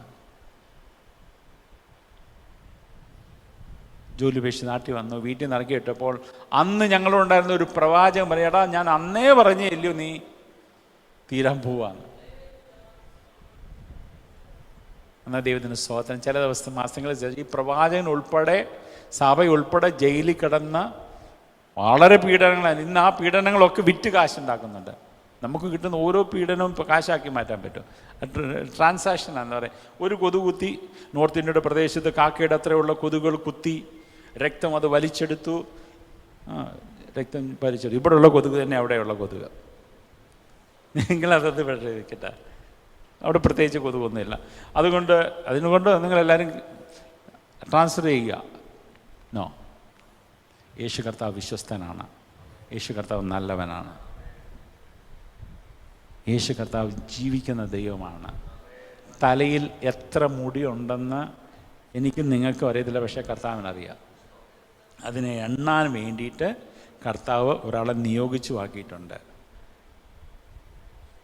ദൈവത്തിന് സ്തോത്രം. ഏറിയ കുരുകളിനേക്കാൾ വിലയേറിയവരായ നമ്മളെക്കുറിച്ച് കർത്താവിന് നല്ല ചിന്തയുണ്ട്. ദൈവത്തിന് അനുഭവത്തിൽ നിന്ന് പറയുക, വെറുതെ പറയല്ല, അനുഭവത്തിൽ നിന്നാണ് പറയുന്നത്. ആ വീട്ടിൽ നിന്ന് ഇറങ്ങേണ്ടി വന്നു. ഞങ്ങളും വൈഫും എനിക്ക് ഞങ്ങളുടെ മകൻ അന്ന് 1 വയസ്സ് തികഞ്ഞിട്ടില്ല. ഞങ്ങൾ ഒരുമിച്ച് കോന്നിയിലുള്ള ഒരു സ്ഥലത്ത് വീട് വാടകയ്ക്ക് എടുത്തു. പക്ഷെ ആ വരുന്ന വഴിക്ക് ചിന്തിച്ച്, ദൈവം ഞങ്ങൾ എവിടെ ഉറങ്ങും? വീട്ടിൽ നിന്ന് ഇറങ്ങുന്ന ഒരു ധൈര്യം ഉണ്ടായിരുന്നു. കുറേ യാത്ര ചെയ്തപ്പോൾ മനസ്സിലായി, ദൈവം എവിടെ ഉറങ്ങും? ആരുണ്ട് നമ്മളെന്ന് ആശ്വസിക്കാൻ? ഫാമിലിയിൽ ആരും, കുടുംബത്തിൽ ആരും തന്നെ ഉണ്ടെങ്കിൽ തന്നെ നമ്മളിത് ഇങ്ങനെയുള്ള സ്റ്റെപ്പുകളൊന്നും ആഗ്രഹിക്കുന്ന ഒരു ചുരുക്കമാണ് ഇത്. കാരണം ഇത് ഈ ഭിത്തിക്കകത്തെ പാടുള്ളൂ, ഇതിന് പുറത്തോട്ട് പോകാൻ പാടില്ല. അങ്ങനെ ദൈവത്തിന് സ്തോത്രം. ഒരു കോന്നിയിൽ ഞങ്ങൾ താമസിക്കുമ്പോൾ പ്രവാചകന്മാർ വന്ന് തലേ കൈവെക്കും. അപ്പം അതിനു മുമ്പ് ഞാൻ ഈ അഭിഷേകം പ്രാപിക്കാൻ വേണ്ടി, എല്ലാവരും ശ്രദ്ധിച്ചോണേ, അഭിഷേകം പ്രാപിക്കാൻ വേണ്ടി ഞാൻ പോയിരിക്കും. ഇതുപോലെ 3 ദിവസം 4 ദിവസം ഉപവാസം. പ്രവാചകൻ വന്ന കൈ തലേ എന്നിട്ട് പറഞ്ഞോ പലതും പറഞ്ഞു. എങ്ങനെ പറയും? നമുക്കൊരു പ്രാഗൽഭ്യം, നമുക്കൊരു മനസാക്ഷിയില്ലേ? നമുക്ക് എന്തെങ്കിലും വിളിച്ചു പറഞ്ഞാൽ അത് അഭിഷേകമാകുമോ? പ്രവാചകൻ, നിന്നെ ദൈവം കണ്ടിട്ടുണ്ട്. ശരി, അങ്ങനെ പറയും, പ്രവാചകന്മാരങ്ങനെ പറയും. ഞാൻ കർത്താവിനെ വെച്ച്, കർത്താവ് എന്നോട് നേരിട്ട് പറയണമേ. അങ്ങനെ ഇരിക്കുമ്പോൾ ഞങ്ങളുടെ സഭയിലെ പ്രവാചകയായ ഒരു സഹോദരി പറഞ്ഞു, ബ്രദർ ആ ചർച്ചിലോട്ട് കയറിയിരുന്നു പ്രാർത്ഥിയിൽ. അത് മുറ്റം തൂത്തുകൊണ്ടിരിക്കുമ്പോഴാണ് പ്രവചിക്കുന്നത്, കേട്ടണം. അന്യഭാഷ ഒന്നും പറയാതെ പ്രവചിക്കുന്നത്. ബ്രദർ ആ ചർച്ചിലോട്ട് കയറിയിരുന്ന് പ്രാർത്ഥിച്ച് ദൈവത്തിൻ്റെ ആത്മാവ് ബ്രദറിനോട് സംസാരിക്കുന്നത്. ഞാനും വൈഫും ചർച്ചിനകത്ത് കയറി മുട്ടുമേൽ ഇരുന്നു. ഞങ്ങളുടെ കുഞ്ഞവിടെ ഇങ്ങനെ മുട്ടുമേൽ എഴയുന്ന ഒരു സമയം ഞങ്ങൾ പ്രാർത്ഥിച്ചു, കർത്താവേ ഞങ്ങൾക്കൊന്നും അറിയത്തില്ല, ഞങ്ങളോട് സംസാരിക്കണമേ. ദൈവം എന്നെ ഒരു വെളിപ്പാട് കാണിക്കുകയാണ്. വെളിപ്പാട് 461. കണ്ണടയ്ക്കുമ്പോഴും കാണാം, തുറക്കുമ്പോഴും കാണാം. 460. ഞാനൊരു ദൈവശബ്ദം കേൾക്കണം. നിൻ്റെ കയ്യിലിരിക്കുന്ന ബൈബിളിൻ്റെ 461 പേജ് എടുക്കുക. ഞാനിത് എവിടെ സാക്ഷ്യം പറഞ്ഞാൽ എൻ്റെ ചങ്ങിനോട് ചേർത്ത് വെച്ചേ പറയത്തുള്ളൂ. കാരണം ഇതെൻ്റെ യേശുപ്പച്ചൻ എനിക്ക് തന്ന വെളിപ്പാടാണ്. ഞാൻ പെട്ടെന്ന് എടുത്തതേ 2 ദിനവൃത്താന്തം 29 11 വാക്യമാണ്. ആ പേജിൽ തുടങ്ങുന്നത് തന്നെ അവിടെ എഴുതിയിരിക്കുകയാണ്. 2 ദിനവൃത്താന്തം 29 11 വാക്യം. എൻ്റെ മക്കളെ ഇപ്പോൾ ഉപേക്ഷ കാണിക്കരുത്. എൻ്റെ മക്കളെ ഇപ്പോൾ ഉപേക്ഷ കാണിക്കരുത്. തന്നെ ശുശ്രൂഷിക്കേണ്ടതിന് തൻ്റെ സന്നിധിയിൽ നിൽക്കുവാനും തനിക്ക് ശുശ്രൂഷക്കാരായി ധൂപം കാട്ടുവാനും യഹോവ നിങ്ങളെ തിരഞ്ഞെടുത്തിരിക്കുന്നുവല്ലോ. ആമേൻ. വ്യക്തമായി ദൈവശബ്ദം കേൾക്കാൻ ദൈവം രണ്ടാമതിടയാക്കി. ആദ്യത്തെ ദൈവശബ്ദം ഇത്, ആരെ ഞാൻ അയക്കേണ്ടു, ആർ നമുക്ക് അയപ്പോകും. അന്ന് ഗൾഫിൽ ജോലിയുണ്ട്, വൈഫ് നേഴ്സാണ്, ഗൾഫിലേക്ക് കൊണ്ടുപോകാനുള്ള പദ്ധതികൾ. ഞാൻ പ്രാർത്ഥിച്ച് വിവാഹം കഴിച്ചുകൊണ്ട് ഞാൻ ആദ്യമേ ഭാര്യയ്ക്കൊരു ഗിഫ്റ്റ് കൊടുത്തത് നമ്മൾ ഉപയോഗിക്കുന്നത്, അന്ന് ഞങ്ങൾ POC ബൈബിളായിരുന്നു ഉപയോഗിക്കുന്നത്. പക്ഷെങ്കിൽ ഞാൻ കോന്നിയിൽ നിന്നൊരു നമ്മൾ ഉപയോഗിക്കുന്ന ഇത്ര ഒരു ബൈബിൾ വാങ്ങിച്ചാണ് വൈഫിന് ഗിഫ്റ്റ് കൊടുക്കുന്നത്. ഞങ്ങൾ ഒരുമിച്ച് ബൈബിൾ വായിച്ചു. ഞാൻ കത്തോലിക്കർക്ക് ഇതൊക്കെ വായിക്കുക. ഞാൻ ആദ്യമേ എൻ്റെ ഭാര്യയോട് സംസാരിക്കുന്ന ശബ്ദം, നമുക്ക് ദൈവത്തിൻ്റെ വേല ചെയ്യണമെന്നാണ്. സത്യമായിട്ട് ഞാൻ എൻ്റെ ഭാര്യയോട് ഈ അച്ഛൻ ഈ കൈ കൊടുത്തിട്ട് പ്രാർത്ഥിക്കുമല്ലോ. അത് കഴിഞ്ഞിട്ട് ഞങ്ങൾ ആ പള്ളിയിൽ മേടയിൽ നിന്നും ഭക്ഷണം കഴിക്കാനുള്ള ആ സ്ഥലത്തേക്ക് നടന്നു വരുന്നുണ്ടെങ്കിൽ ആദ്യമേ ഭാര്യയോട് സംസാരിക്കുന്ന വാക്ക്, നമുക്ക് ദൈവത്തിൻ്റെ വേല ചെയ്യണമെന്നാണ്. കർത്താവിന് സ്തോത്രം. കാറ്റ് അതിനിഷ്ടമുള്ളിടത്ത് ഊതും. അത് കത്തോലിക്കൻ്റെ വീട്ടിൽ ഊതും, ഹിന്ദുവോ കത്തോലിക്കനോ മുസ്ലിമോ ഒക്കെ ദൈവത്തിന് ഇഷ്ടമുള്ളിടത്തേക്ക് അത് ഊതും. അതെവിടെ നിന്ന് വരുന്നു എന്നും എവിടേക്ക് പോകുന്നു എന്നും നീ അറിയുന്നില്ല. ഹല്ലേലൂയ. ദൈവമക്കളെ, അതിനുശേഷം ഞങ്ങൾ അവിടെ കർത്താവ് എങ്ങനെ പഠിക്കും? ഞങ്ങളുടെ കുറേ സ്വർണ്ണങ്ങൾ കുറേ കാര്യങ്ങളൊക്കെ വിറ്റ് അന്നും ദൈവശബ്ദം. ഇതിൻ്റെ അവസാനത്തെ പൈസ തീരുന്നപ്പോൾ ദൈവം നിനക്കായി ഒരു വഴി തുറക്കുമെന്ന് ഇതേ പ്രവാചകി പറഞ്ഞു. അതിൻ്റെ അവസാനത്തെ പൈസ തീർന്നപ്പോൾ അടൂരിനും ഏനാത്തിനും ഇടയ്ക്ക് ഒരു റോഡുണ്ട്, തട്ടാരുപടി എന്ന് പറയുന്ന സ്ഥലത്തേക്ക്. ആ റോഡ് സൈഡിൽ കുറച്ച് സ്ഥലവും 10 സെൻറ്റ് 20 സെൻറ്റ് തോന്നല്ല, അതിലും കൂടുതലുണ്ട്. കുറച്ച് സ്ഥലവും ഒരു ചെറിയ വീടും ദൈവം ഞങ്ങൾക്ക് തന്നു. ആ കറക്റ്റ് ദിവസം ആയപ്പോൾ ദൈവം പറഞ്ഞു, 2001 ഡിസംബർ 31 നിൻ്റെ ജീവിതത്തിലെ അനുഗ്രഹത്തിൻ്റെ ദിവസമാണെന്ന് പറഞ്ഞു. ഞാൻ എൻ്റെ ഭാര്യയോട് പറയും, സാക്ഷ്യം പറയുന്നുണ്ടേ ഞാൻ കള്ളം പറയുകയാണെങ്കിൽ എഴുന്നേറ്റ് എന്ന് പറയണം. കാരണം നരകത്തിലേക്ക് പോകാൻ നിനക്ക്, കാരണം അനന്യാസിനും സഫീറയ്ക്കും പറ്റിയ ഇതാണ്. നീ ഈ കാര്യത്തിൽ അവനോട് ചേർന്ന് നിന്ന് എന്തിന്? പരിശുദ്ധാത്മാവിനോട് കളങ്കം കാണിക്കാൻ. ഇവിടെ ഇത് പരിശുദ്ധാത്മാവ് എനിക്ക് തന്ന അവസരമാണ് ഇവിടെ നിന്ന് സംസാരിക്കാനുള്ളത്. ആ പരിശുദ്ധാത്മാവിനോട് കള്ളം പറയുക എന്ന് പറയുന്നത്, കാരണം നമ്മൾ പലതും കേട്ടുകിട്ട് ഏതാണ് സത്യം ഏതാണ് വ്യാജമെന്ന് തിരിച്ചറിയാൻ പറ്റാത്തൊരു സാഹചര്യത്തിൽ നമ്മളായിരിക്കുന്നത്. അതുകൊണ്ടാണ് ഞാൻ ഇത്രയും ഇതൊക്കെ ഒന്ന് ഫോഴ്സ് ചെയ്ത് പറയേണ്ടി വരുന്നത്. ദൈവമക്കളെ, കറക്റ്റ് ആ ദിവസം ദൈവം തുറന്നത് അത് വലിയൊരു വിഷയമല്ല. ഞാൻ പറഞ്ഞില്ല, ചമ്മന്തി വർണ്ണിക്കുക എന്ന് പറയുന്നൊരു വലിയൊരു വിഷയമല്ല. നമുക്ക് ലഭിച്ചത് ക്രിസ്തുവിനെ ലഭിച്ചു. അതാണ് ഏറ്റവും വലിയ.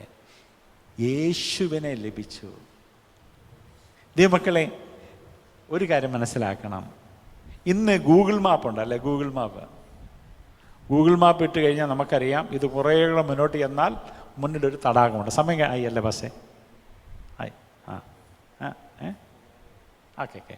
ഗൂഗിൾ മാപ്പ് ഇട്ടാൽ നമുക്കറിയാം കുറച്ചുകൂടെ മുന്നോട്ട് കഴിഞ്ഞാൽ എന്തെത്തും? ഒരു കുളക്കരയിൽ നിങ്ങളെത്തും. അപ്പോൾ നമ്മൾ യാത്ര അവിടെ നിർത്തും.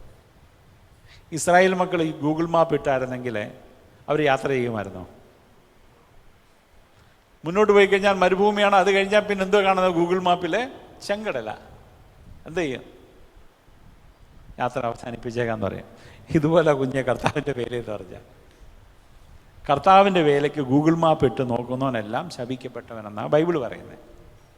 കലപ്പയ്ക്ക് കൈവച്ച ശേഷം തിരിഞ്ഞു നോക്കുന്നത് എന്തായി തീരും? വിവാഹം കഴിച്ചാൽ, ആ കൊച്ചുങ്ങളുണ്ടായാൽ, അവിടെ പോയി കഴിഞ്ഞാൽ ഒരു കാലത്ത് ശരിയാത്തില്ല. ഗൂഗിൾ മാപ്പ് ഇട്ട് നോക്കരുത്. കർത്താവിൻ്റെ വേലയ്ക്ക് വേണ്ടി കർത്താവ് വിളിച്ചാൽ ഇറങ്ങി പുറപ്പെട്ടോണം. ഗൂഗിൾ മാപ്പ് കർത്താവിൻ്റെ കയ്യിലുണ്ട്. കർത്താവിൻ്റെ കയ്യിലാണ് ഈ ഭൂമി മൊത്തം ഇരിക്കുന്നത്. ഈ ഭൂമി മൊത്തം കർത്താവിൻ്റെ കയ്യിലിരിക്കുമ്പോൾ കർത്താവിൻ്റെ കണ്ണിൻ്റെ കൃഷ്ണമണിയായ എന്നെയും നിന്നെയും അവിടെ നിയോഗിച്ചാക്കിയിരിക്കുക.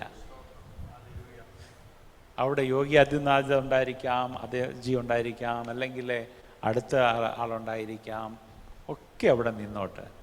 അതിനെല്ലാം ഉപരി എൻ്റെ കണ്ണിൻ്റെ കൃഷ്ണമണിയെ എനിക്ക് തൊടാൻ പറ്റില്ലെങ്കിൽ എൻ്റെ കർത്താവിൻ്റെ കണ്ണിൻ്റെ കൃഷ്ണമണിയായ എന്നെ ആർക്കെങ്കിലും തൊടാൻ പറ്റും?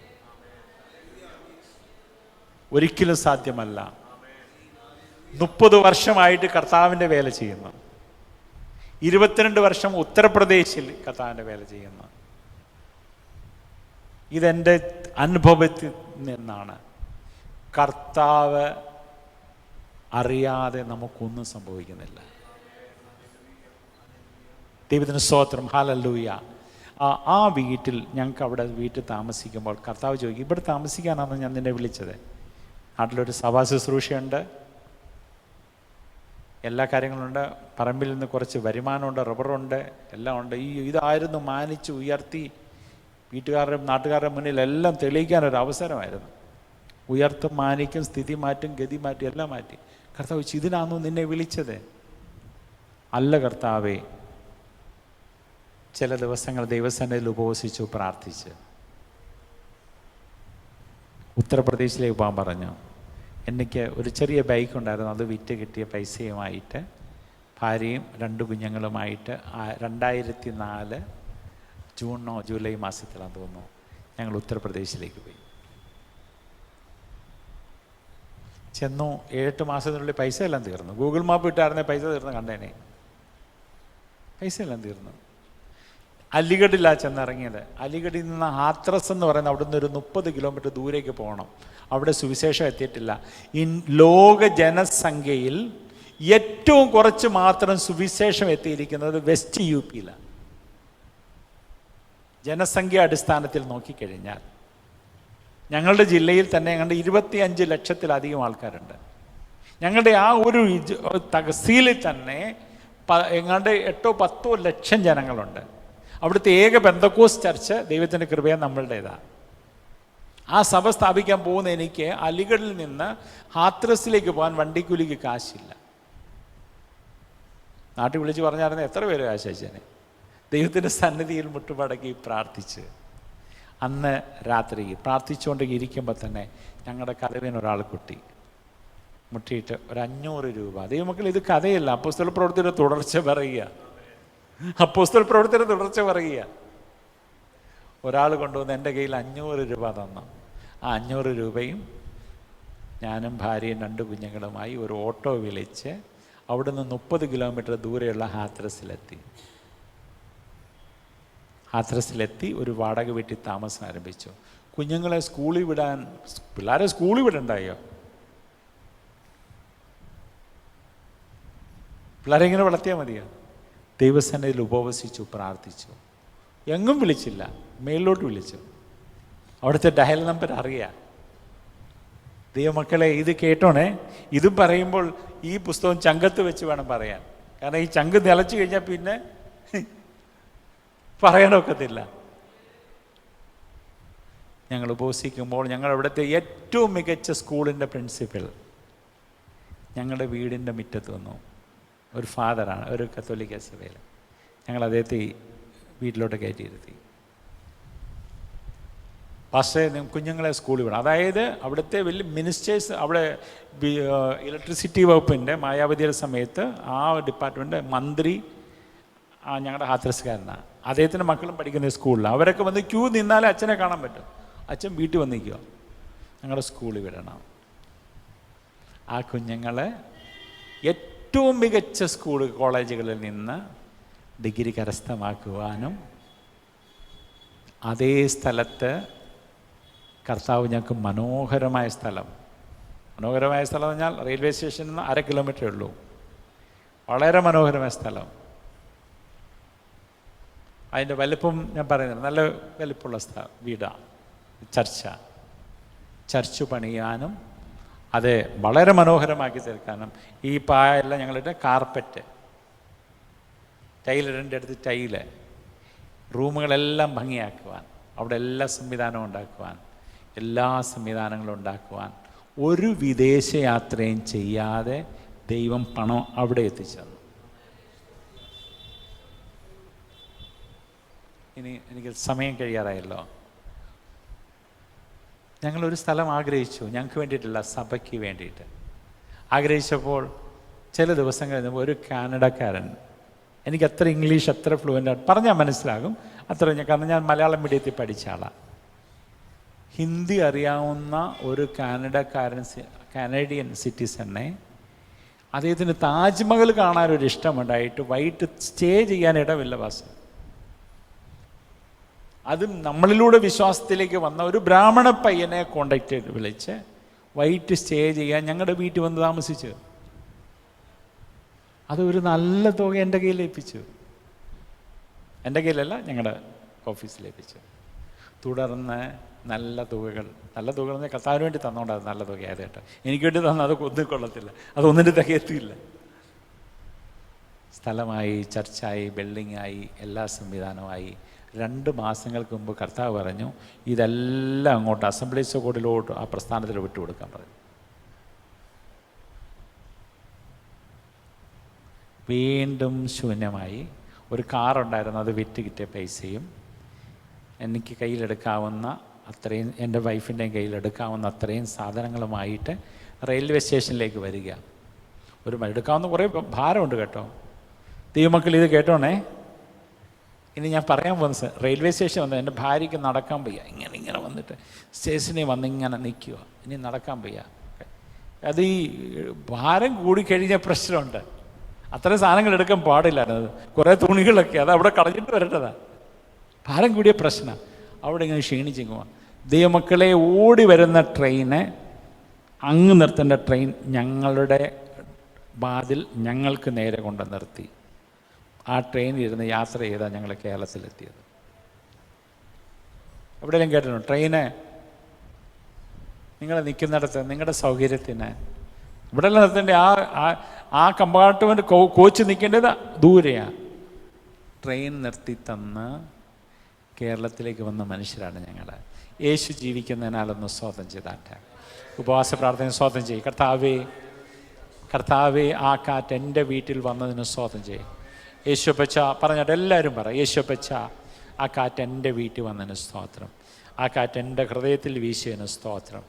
ആ കാറ്റ് എന്നെ തിരഞ്ഞെടുത്തതിന് സ്തോത്രം. ദൈവമക്കളെ ഒന്ന് സമർപ്പിക്കുക. ദൈവമക്കളെ, വിശ്വാസത്താൽ ജീവിക്കാം.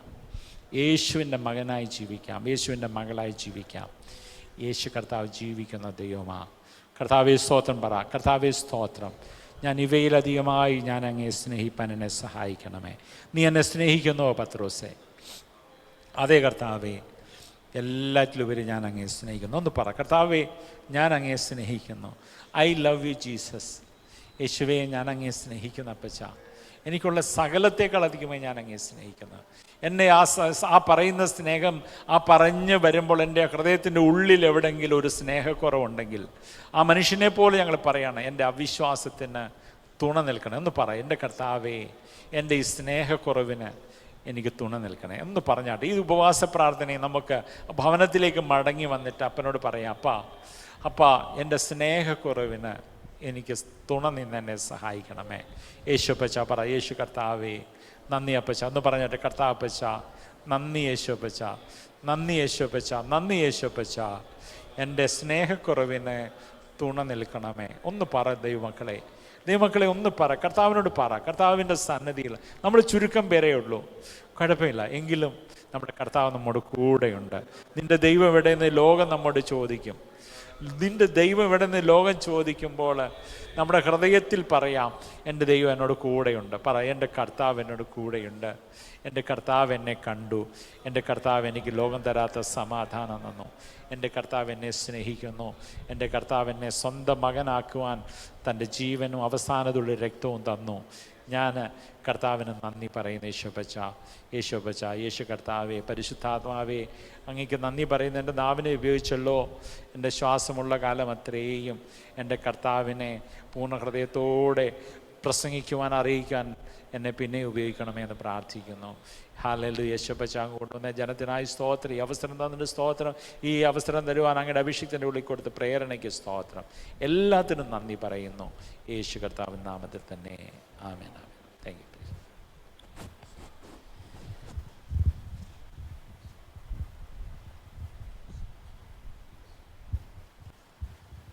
ഹല്ലേലൂയ. കണ്ണുകളടയ്ക്കാൻ നമുക്ക് പ്രാർത്ഥിക്കാം. ഹല്ലേലൂയ. ഇന്ന് പൽക്കാലം അനുഗ്രഹിക്കപ്പെട്ടതായ രീതിയിൽ വളരെ ലളിതമായി, വളരെ ശാന്തമായി ദൈവത്തിൻ്റെ ആത്മാവ് നമ്മളോട് നമ്മുടെ നല്ല മനസ്സാക്ഷിയെ ഉണർത്തിക്കൊണ്ട് പല മേഖലയിൽ കൂടെ ദൈവത്തിൻ്റെ ആത്മാവ് നമ്മളോട്